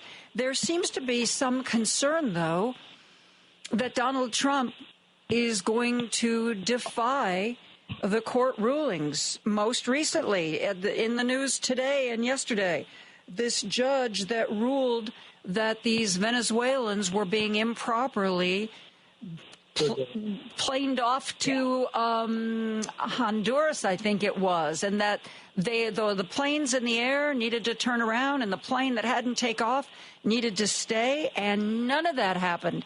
Tom Homan, the border czar, said, we don't care what the courts say. We're going to do what we want to do. Ray, are you worried that, we talked about how the legislative branch, at least currently, has fallen in line behind Donald Trump. What are we going to do if he decides he doesn't have to follow the courts?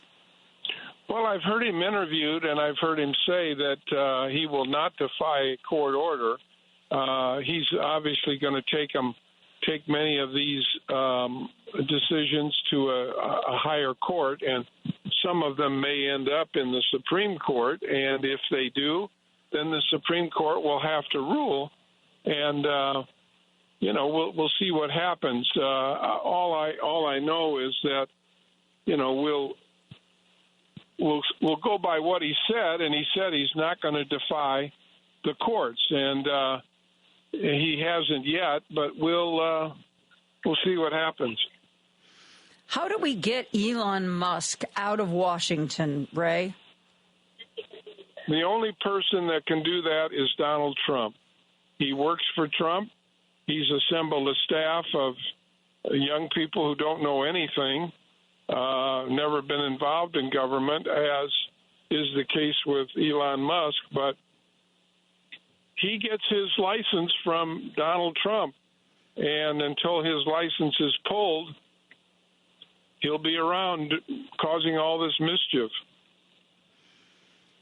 So who is Donald Trump going to listen to? Is he going to pay attention to this letter that you signed? Probably not. The letter was really to the Congress to say, do your job. Don't let your job be done by one person. You're the ones that are responsible for spending. You're the ones that are responsible for making sure that the money's being spent correctly. And that was really the purpose of the letter, to send a message to members of Congress who we once served with that they need to do their job. Have you gotten any reaction from current serving members of Congress to this letter? Like, good job, Ray. We're right there with you. Yeah, no, I haven't heard from anybody. Not a single one? Not a single one. No. Are you surprised by that? Not at all. They get lots of letters from people, and but you're not just anybody. I know, but I'm not surprised that we haven't heard anything. Plus, I'm not in the leadership of this organization. Maybe some of the people in leadership have gotten a response. But they haven't reached out to you and said, oh, by the way, Ray, we heard from so-and-so. Yeah. It looks like, they're really taking our argument to heart. I haven't heard from any of the leadership of the organization that they're hearing from anybody in Congress that got this letter. Do you think, Ray, that the Republican Party will ever return to what it was back when it was an actual conservative party and not just a Trump party? Only after Trump is gone. Only after Trump is gone. That's when it'll happen.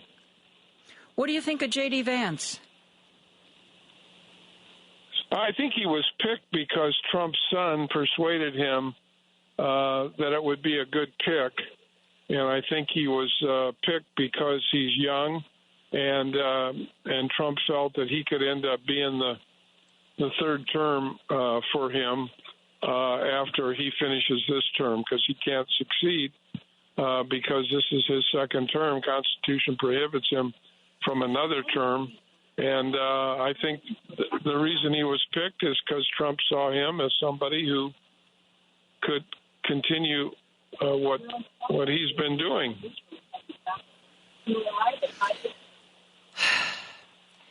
Some people have said that they think that J.D. Vance, given the power of the presidency, would be worse for the country than Donald Trump, that he is sort of biding his time, but that he's, in his own way, more radical about some of these ideas and more beholden to the billionaires. I mean, he's basically a creation of Peter Thiel, who has supported him every step of the way. Are you concerned about that? Not really, because, Trump has got 3.5 more years here. So we'll see how it plays out with Vance. He's kind of irrelevant now. He's irrelevant because, Trump's making all the decisions. I don't know. You're in Florida. There's been a lot of speculation that even though there hasn't been a lot of public reporting on this, that there's been a real sort of parting of the ways between Ron DeSantis and Donald Trump. I mean, he didn't appoint Lara Trump to Marco Rubio's Senate seat, which was supposedly in the works. Andrew Tate was allowed by the Trump administration to come back to this country, flew to Florida. Ron DeSantis had him promptly pursued by the criminal justice system again. It doesn't seem like the governor that you are currently looking to in the Sunshine State, that there's any love lost between he and Donald Trump. Would you say that's fair?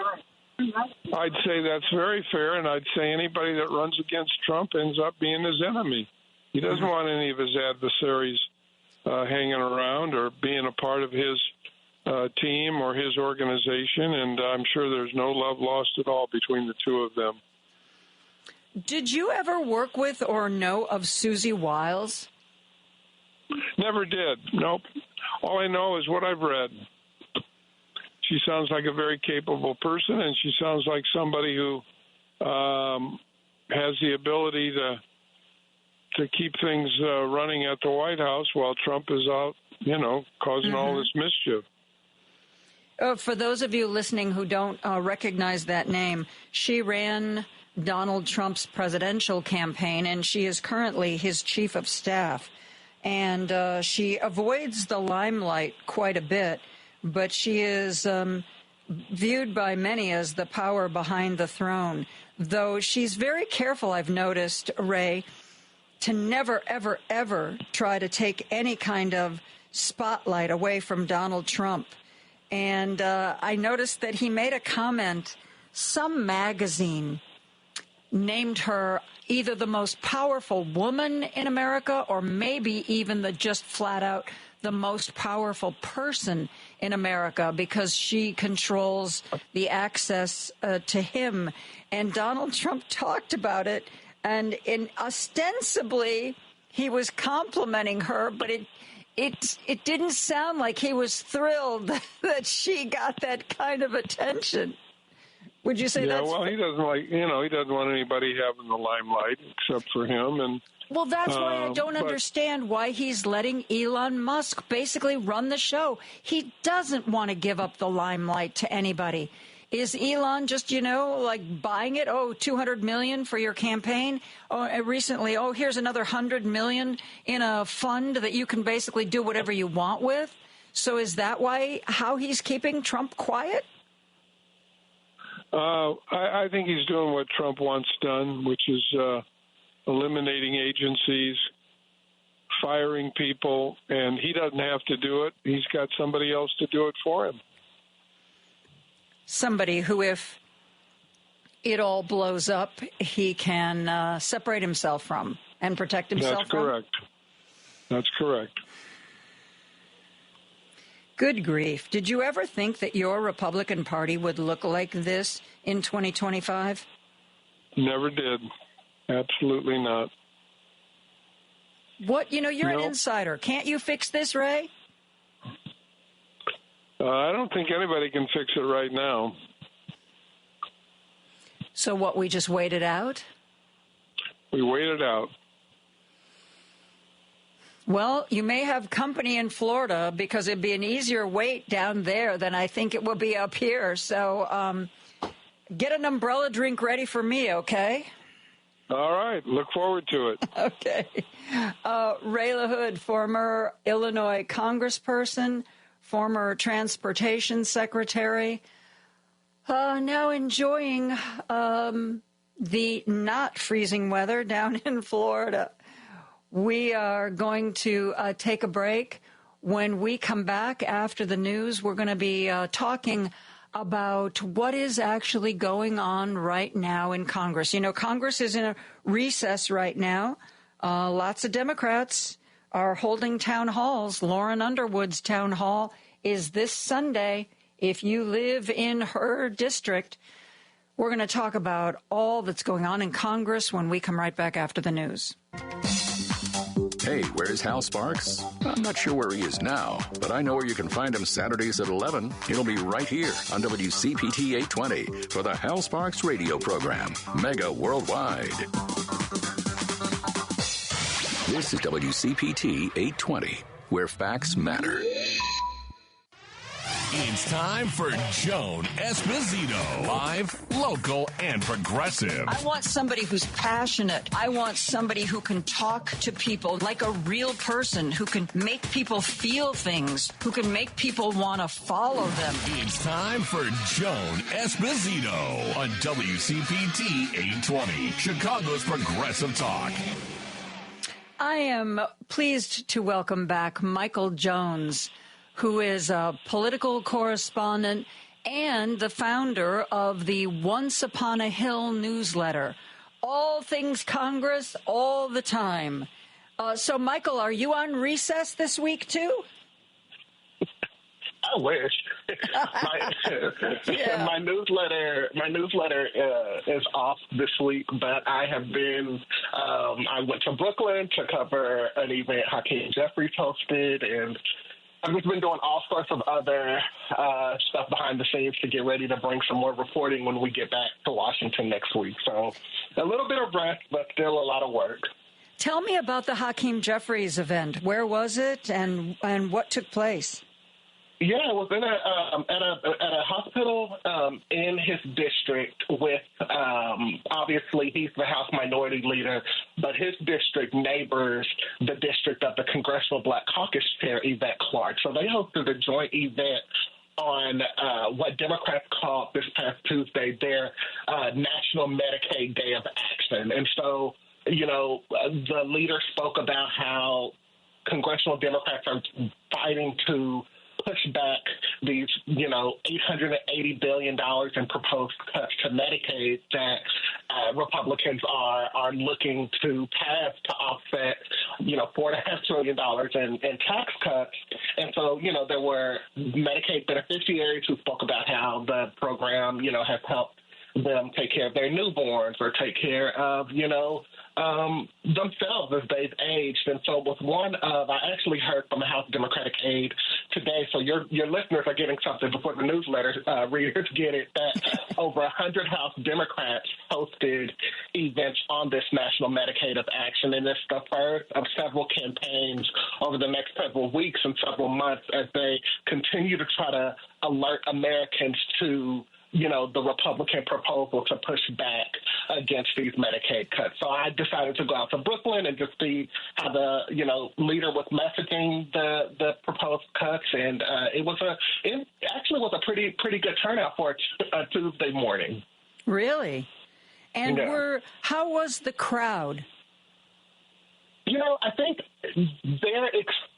because it was a Medicaid-focused crowd, I think talking to some of the, you know, constituents, you know, you got to understand it was a home crowd. Obviously, these are folks who live in the leader's district or live in Congresswoman Clark's district. And so, you know, they were, you know, grateful to see their members in their district, grateful to hear how these members are going to continue to fight. But there's also some anxiety. There's also a lot of worry and concern about what could happen if Republicans decide to go forward with these proposed cuts. $880 billion in Medicaid cuts would just not only be devastating for millions of Americans, but hospitals would close. I mean, there was especially in rural areas.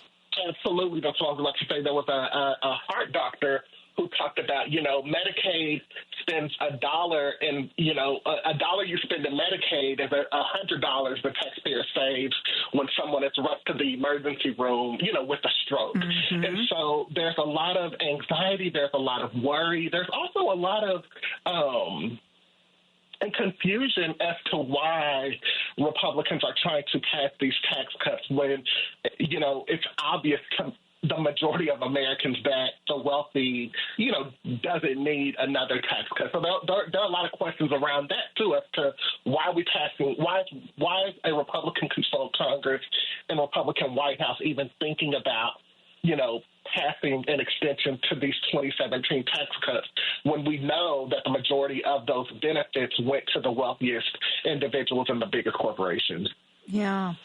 And the thing I don't understand, Michael, and I don't know if you've got some special insight here.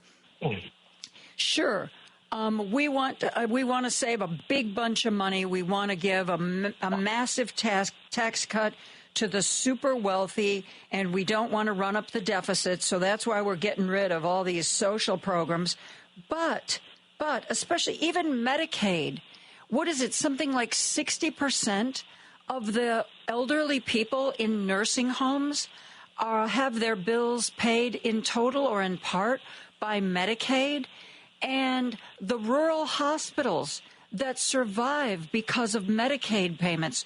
When rural hospitals close and the nursing home calls you up and says, you got to come get grandma, either that or you have to start paying these extra thousands of dollars every month. I mean, that is going to be incredibly disruptive. And that is, I have to believe, going to cost Republicans seats and elections. Is it just that nobody wants to stand up to Elon Musk and his scythe that he's taking to the government?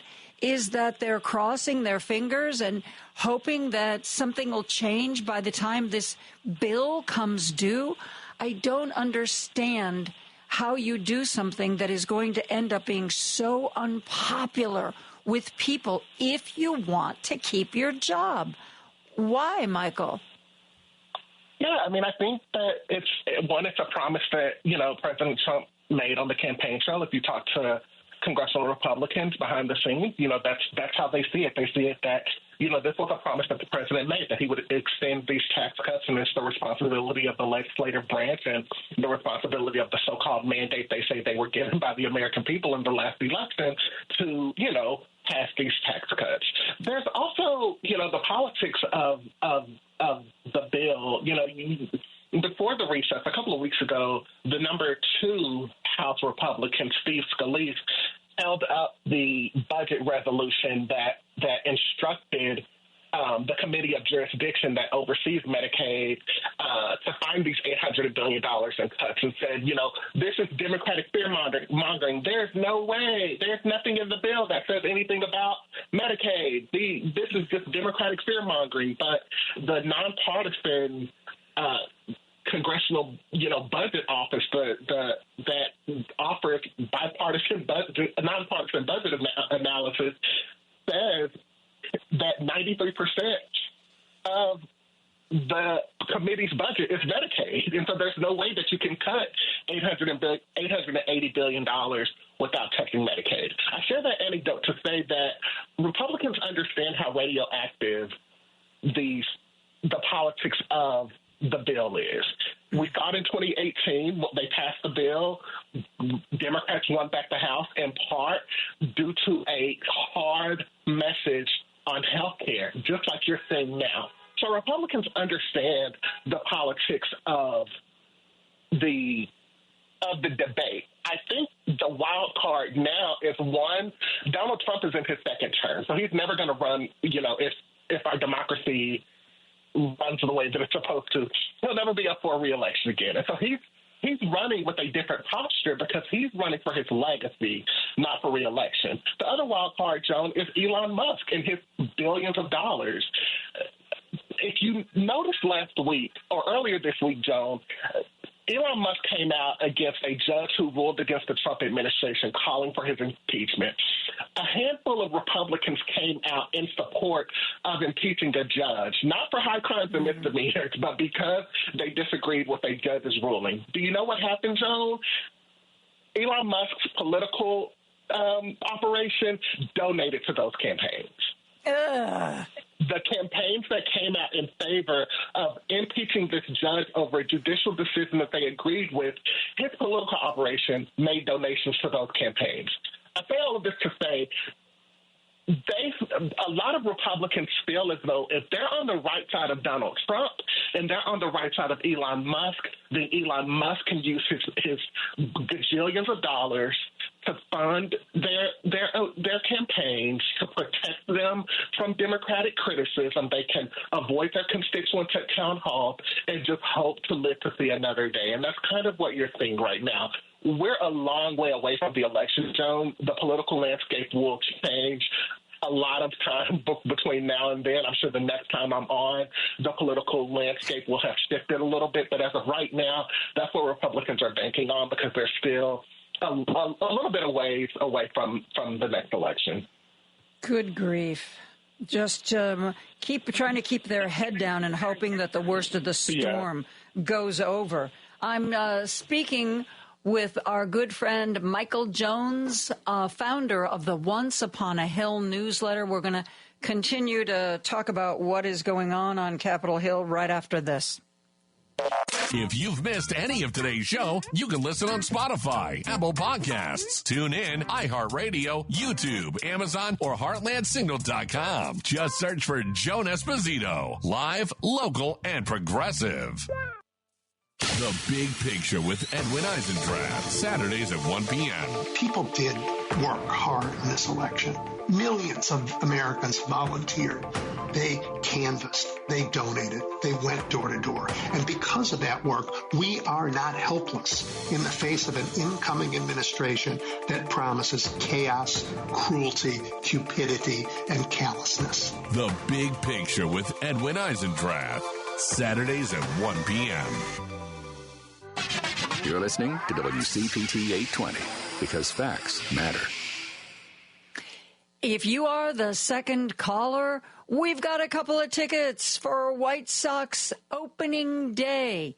Yes, indeed. 773-763-9278. 773-763-9278. Opening day, March 27th. Sox take on the Angels. It's a 3:10 p.m. start.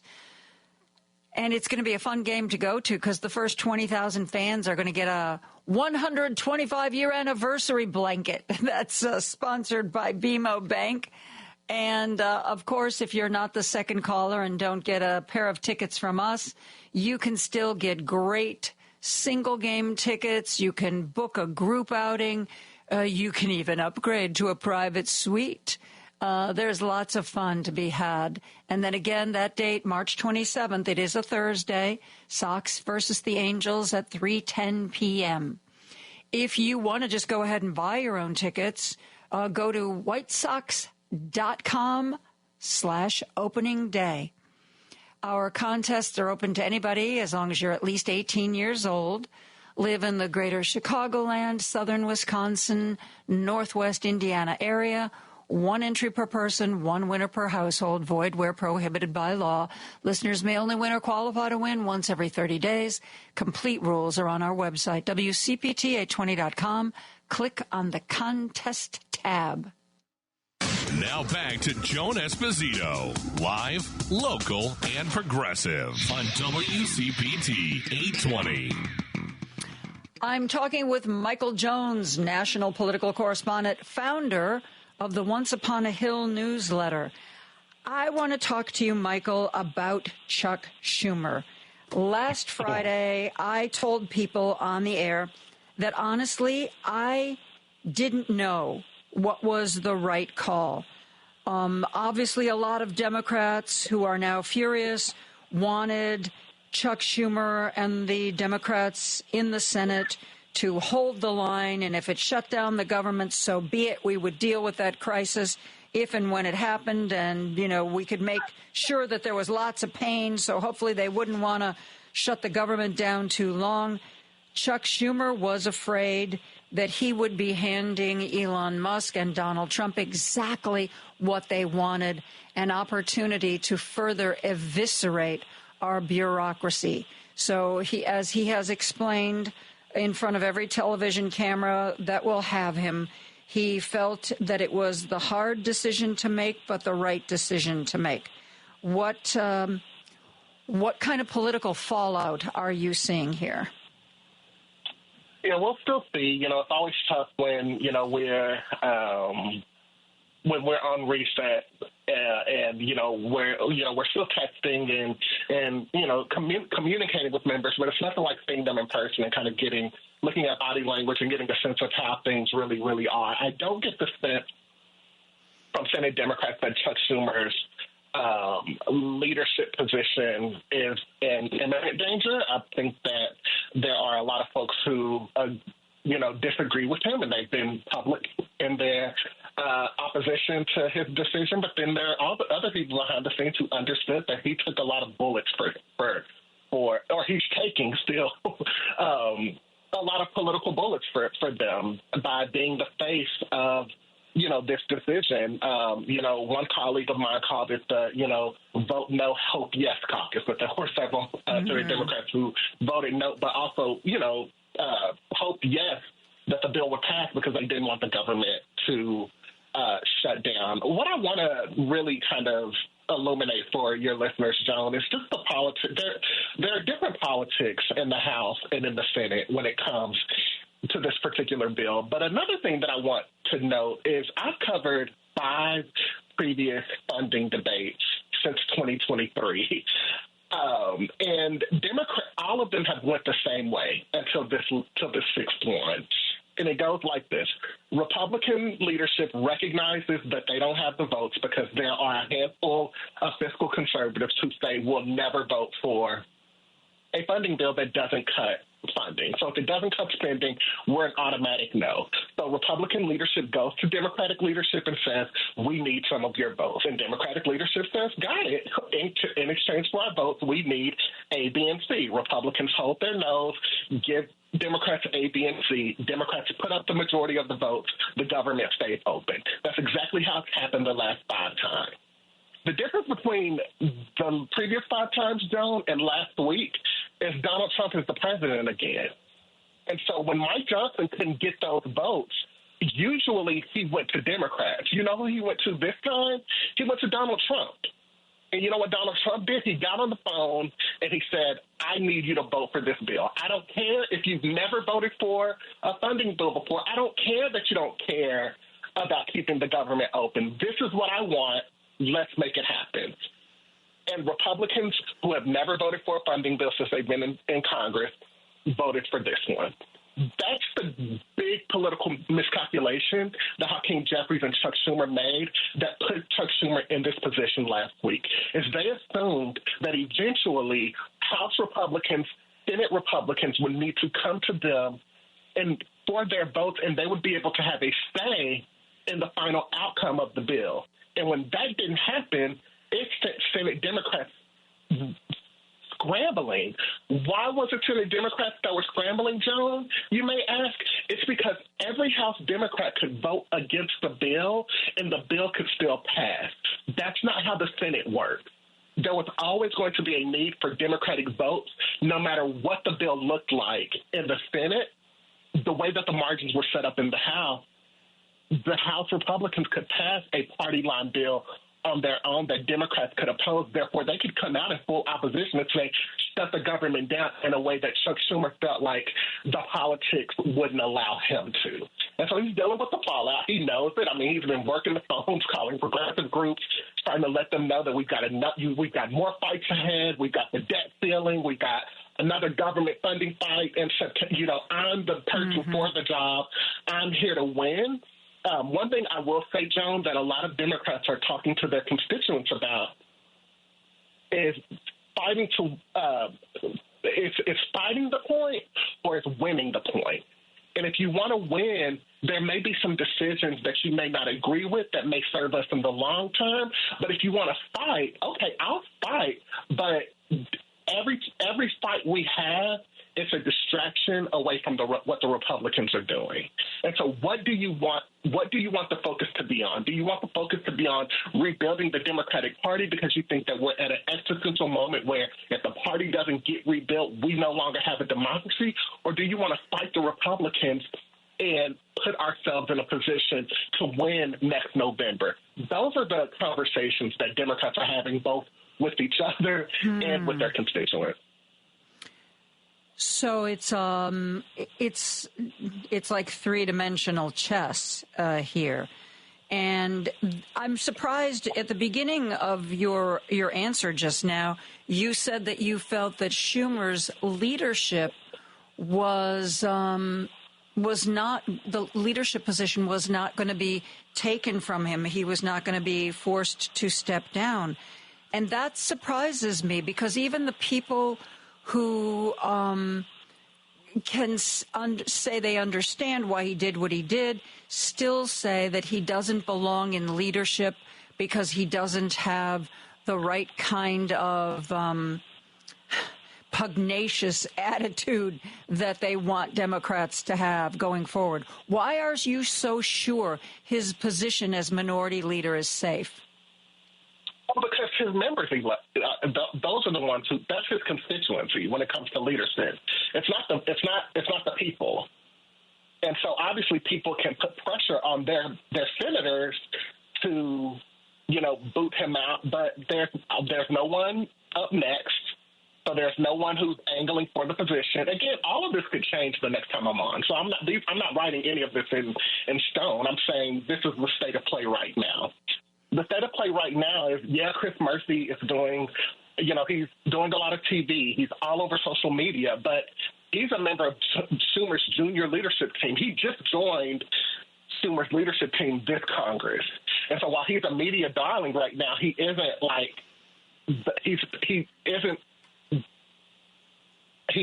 someone who's angling for Schumer's position in a way to where he's talking to members, trying to pull support away from. All he said was Chuck Schumer has to make different tactical decisions. And that's what you're hearing from a lot of Democrats is they're saying, Chuck Schumer misplayed this in my mind. We need to do it differently next time. And I think that he's the leader to help us do that. If this were an election like the presidential election, sure, the conversation will be a lot different. Jasmine Crockett did she spoke on a panel or did a one-on-one discussion this week with the 19th, a women's focused publication. And she talked about the difference between the politics of the people and the politics of the party, the politics within the caucus. And I think it's important for listeners to understand that those politics are completely different. The politics of the people are, we want Schumer out of here right now. The politics of the caucus is, Schumer helped me, when I needed a bill to be passed. Schumer fundraised for me when I didn't have any money for my reelection. Schumer, talked a potential primary challenger down from running against me so I could have an easier reelection. Those are the things that members think about within the context of who the next leader is going to be. And I'm not saying that it's right, wrong, or indifferent. I'm just saying that those are the politics within the caucus that often are obscure to folks on the grassroots who are just looking at results. Interesting. That's really interesting. And that's an important perspective that we don't always consider.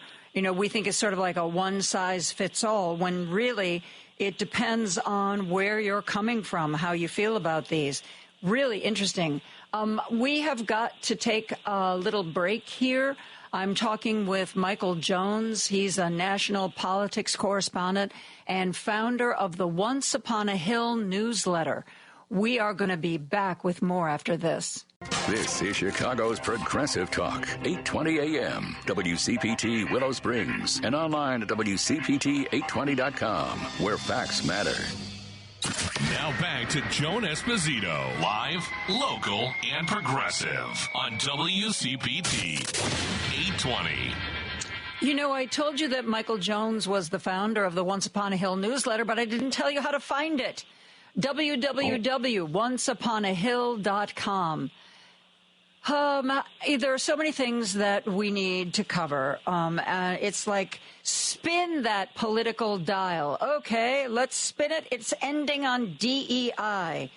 Some companies are getting rid of all their DEI folks. If you have DEI in your job title, you might be gone. Some companies, a very small number of companies, are trying to, it seems, Michael, finesse it by renaming, instead of DEI, it's going to be, company openness. We're going to concentrate on company openness and cooperation. But the DEI war that is taking place at the government level seems to me so very petty. If there is a report or an agency or a job title or a program that has DEI in its name, boom. At the very least, we pull the words, if not close the entire effort. What do you see from Capitol Hill? Yeah, I mean, I think you hit it spot on with how, a lot of folks view it. I think there were a lot of voters who looked at their budget each month, and they looked at their bank account, and they looked at the state of the economy and the fact that inflation was still sky high and the eggs were up, and they felt like Donald Trump had a better economic message than Vice President Harris for whatever reason. And they decided, you know what, even though he had been president before COVID, the economy was pretty good. So why not give him another shot? You know what? Vice President Harris represents, a continuation of the Biden administration. And I blame Biden for inflation. I blame Biden for the high cost of living. So we're going to give another chance to Trump. That's a lot of voters out there.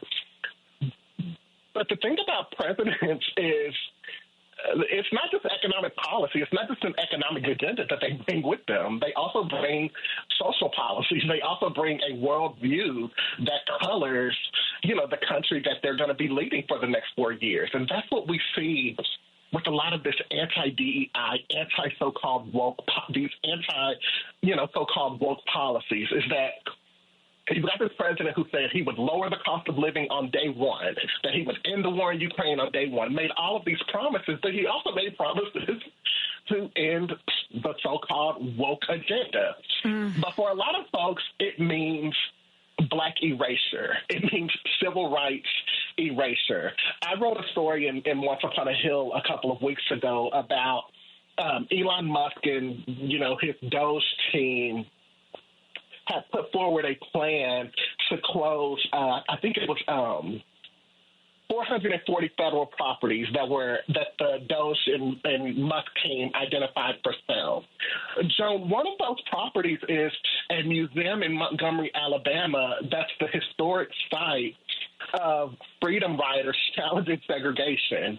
And they were attacked by white supremacists at this site. So the museum commemorates that event in the civil rights movement. And the Doge team is saying this is up for sale, that we want to privatize national monuments even if they're dedicated to civil rights events.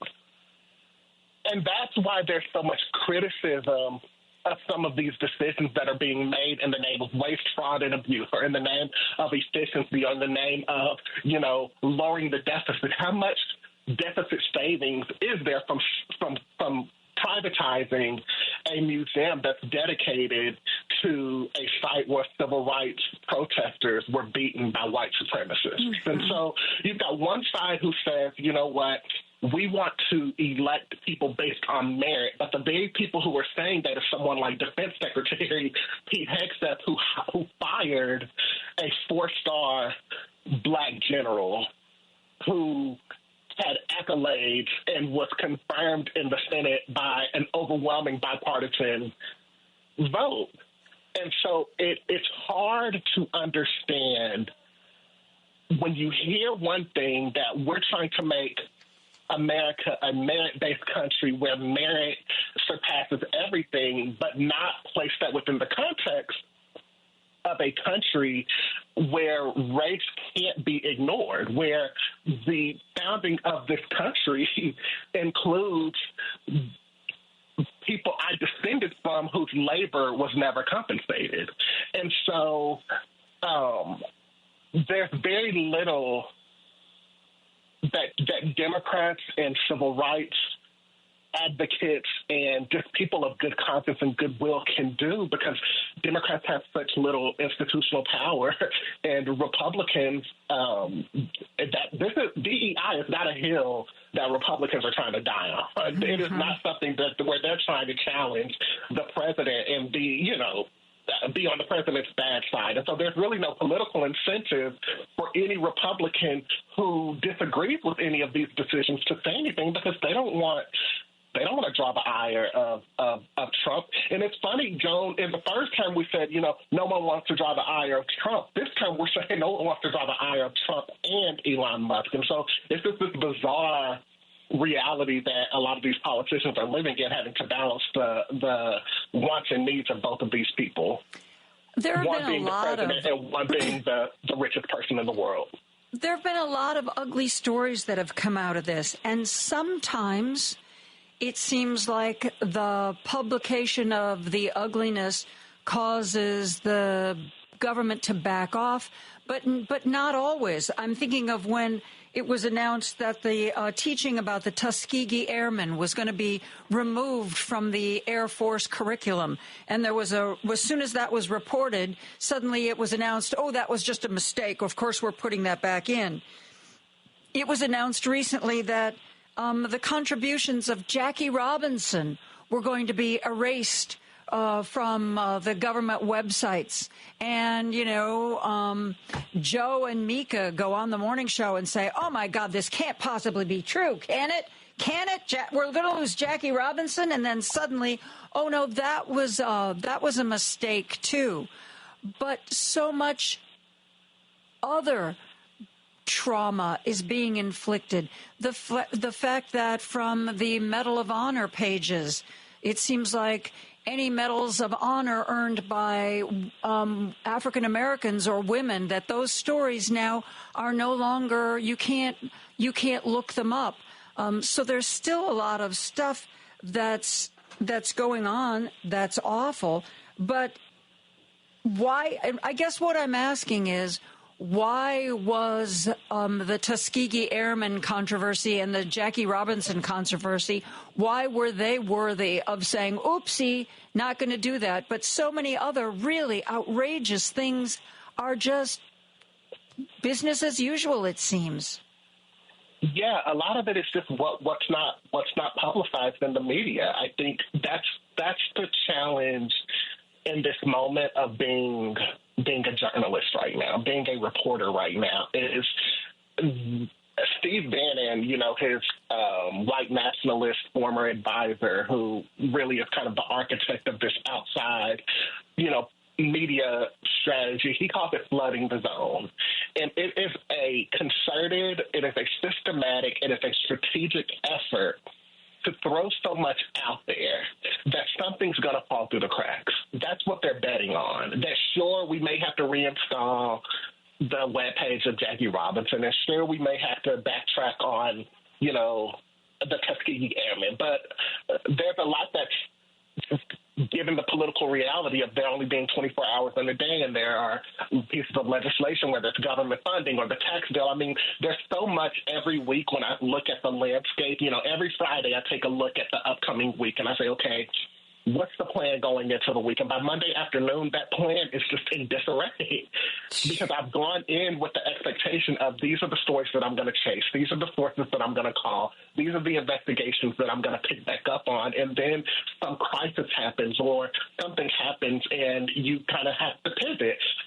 It's not a complaint complain. I love the job, and I'm privileged to do it. It allows me to do cool things like this, talking to wonderful people like you. So it's not a complaint. It's just a reality that there's always going to be more than most of us can get to. And the hope is that we just get to as much as possible, that gets to a point to where the Trump administration believes it's no longer worth the fight. That at some point we're going to, it's going to make news. We're going to get a backlash. So it's no longer worth the fight. But right now, culture wars are still potent enough that a lot of the conservative movement believes it's worth the fight. It's worth the fight to attack trans people. It's worth the fight to tell black people to get over slavery. It's worth the fight to tell women to shut up and go into the kitchen and cook, or you shouldn't complain about making 82 cents for every dollar a man makes for the same job. For a lot of folks in the conservative movement, that's worth the fight. I would rather fight you on these culture wars than fight you on the fact that Republicans are trying to cut $880 billion in Medicaid. And the question I have to ask myself is, what causes more suffering? $880 billion in cuts to Medicaid, or the conservative movement saying that black people should get over slavery? I'm a black person who's never going to get over slavery, and it's offensive to me that Republicans would think that that's what folks should do.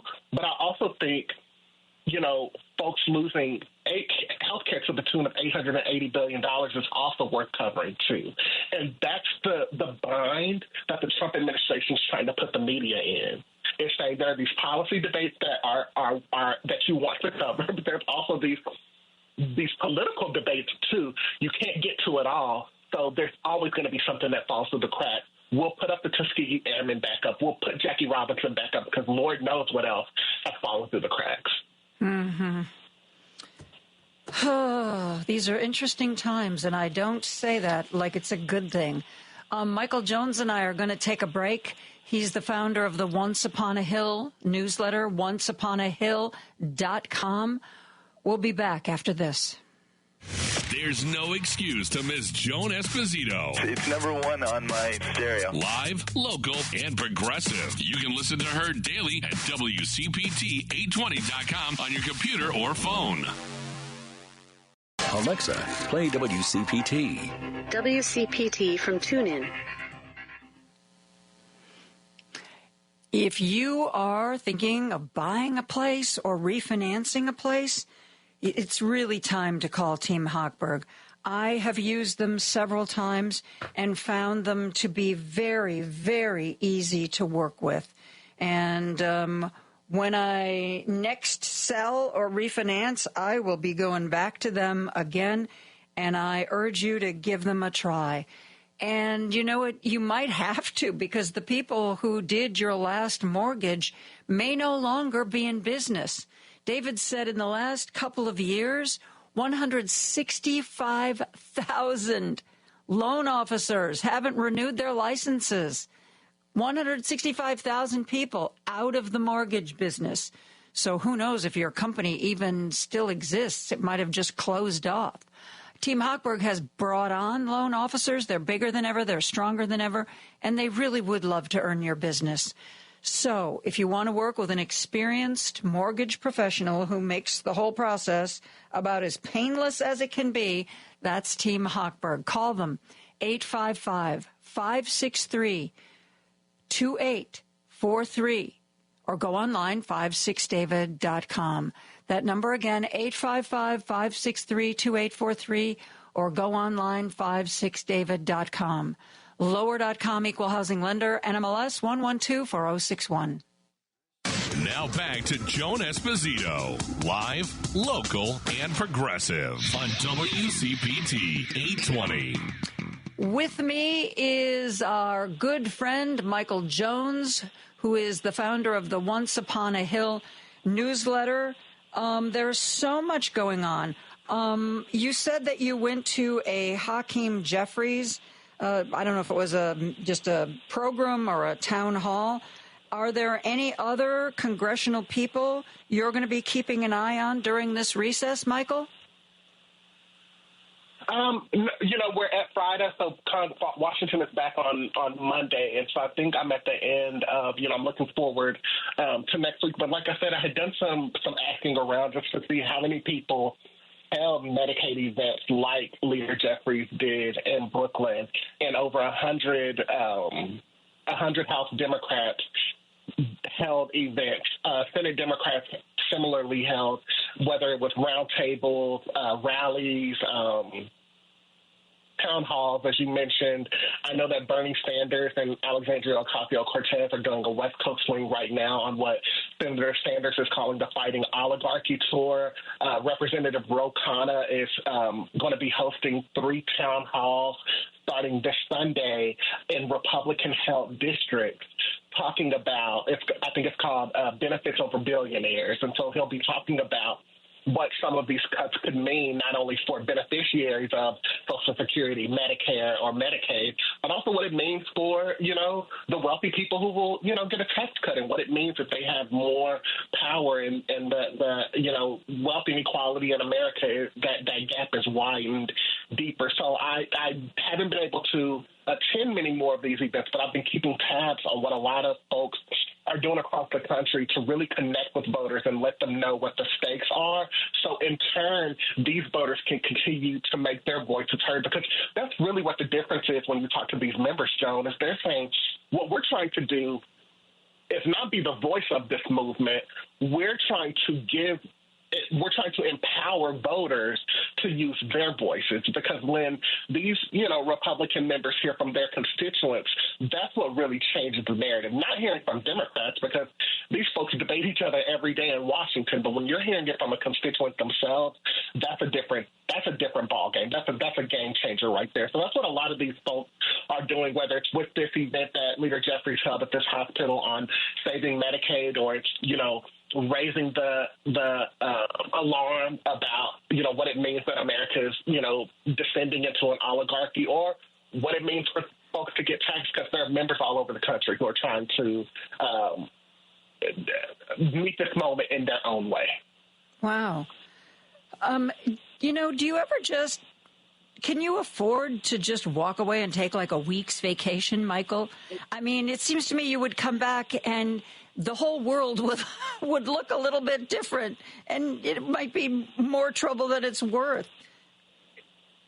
Yeah, I mean, when you do this work, that's kind of what you're signing up for. You're signing up for the fact that that the news cycle is 24 hours. You know that with Trump in office, you could go to sleep or wake up with him setting policy through a Truth Social post. You know that, Republicans could say one thing one morning, and by the end of the day, say another thing. You know that Democrats are going to be fighting with each other. That's kind of the thrill. That's kind of what keeps me going. There are opportunities. I mean, there's an Easter recess coming up that I hope to take some personal time. There's a month-long recess in August that I hope to take some time. There's there's summer holidays like Memorial Day and the 4th of July. So I tried my best to take time when I need it. I also, tell my readers, if I need a day and I miss a newsletter, I'll write and say, I just needed to take a personal day. I hope I've built enough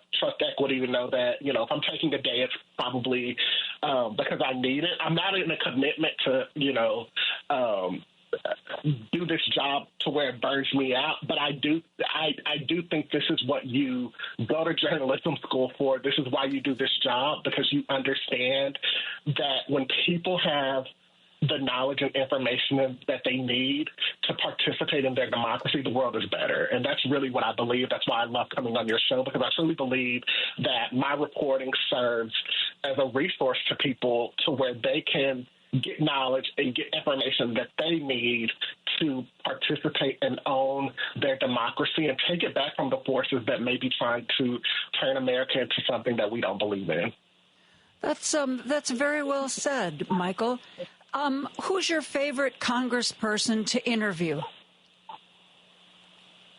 Well, it depends. There's some who you go to source soundbite. Obviously, someone like Jasmine Crockett or Alexandria Ocasio-Cortez or the folks that most of the folks that people know on the national who are national public figures. Those are folks that you go to when you know that they have something to say. But there are a lot of members of Congress who I love just pulling to the side and listening to them. I mean, Lucy McBath is someone who I think of who lost her son to gun violence, and she's a member from Georgia who, rumor has it she's going to be running for Georgia governor. So if any of your listeners care about Georgia politics, that would be something to watch. But I love talking to her because, to know that someone turned, a tragedy like losing their son to gun violence into a call to action to serve in Congress is really fascinating. Maxwell Frost, who's the Congress, the youngest member of Democratic leadership, great person to talk to.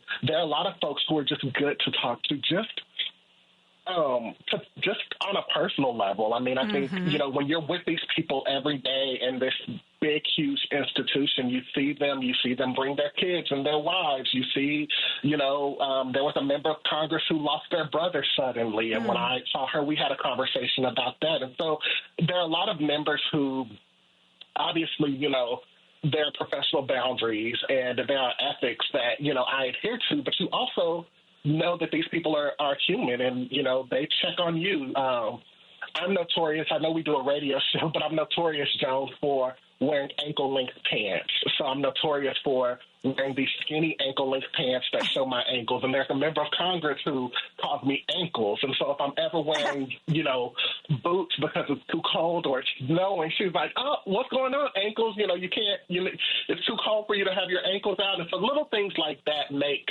the daily grind, worth getting through because, again, we're all there with each other. It's a very small press corps. It's, only a certain number of members of Congress. And so, I just try to talk to as many people as I can, try to get as much information as I can, but also recognizing that these aren't widgets, they're humans. And so I don't always want every conversation to be, can you give me a scoop? Sometimes it's just, how are you doing? And I try to do that as much as I try to ask for information. Who's the congressperson from Georgia that you said you like to talk to? I didn't get the name quite right. Lucy McBath. Lucy McBath, McBath. And I think she represents the Atlanta metro area, but she lost her son, Jordan Davis, a little over a decade ago to gun violence. He was shot by someone who said his music was too loud. And so it was a devastating story at the time that it happened. But again, she turned that tragedy into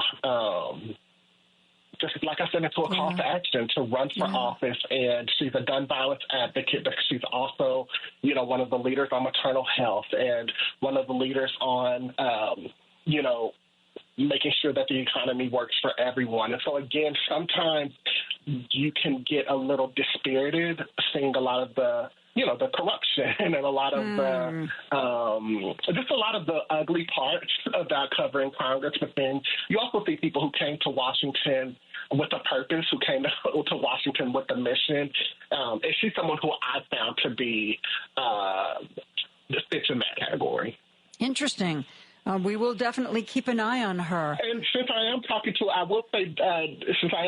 to Chicago listeners, Delia Ramirez from Illinois is also someone who I enjoy talking to a lot. She has fantastic personal style.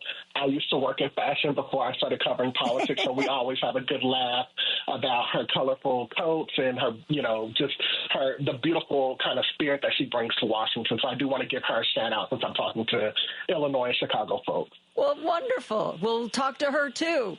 Michael Jones, founder of the Once Upon a Hill newsletter. You can find it at onceuponahill.com. Michael, always a pleasure. Thank you so much.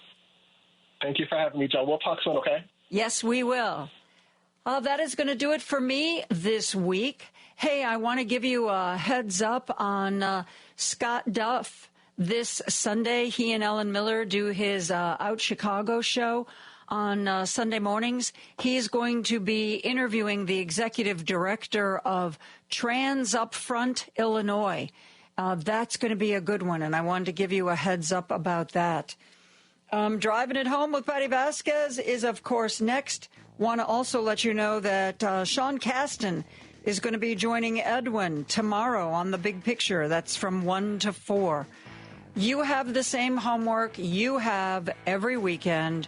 You have got to find something that brings you respite, that brings you joy, that allows you to recharge. Because we're in this for the long haul, you and me together. So have a great weekend. Lady B, hope you have a great weekend too. And I will see you Monday. Good night.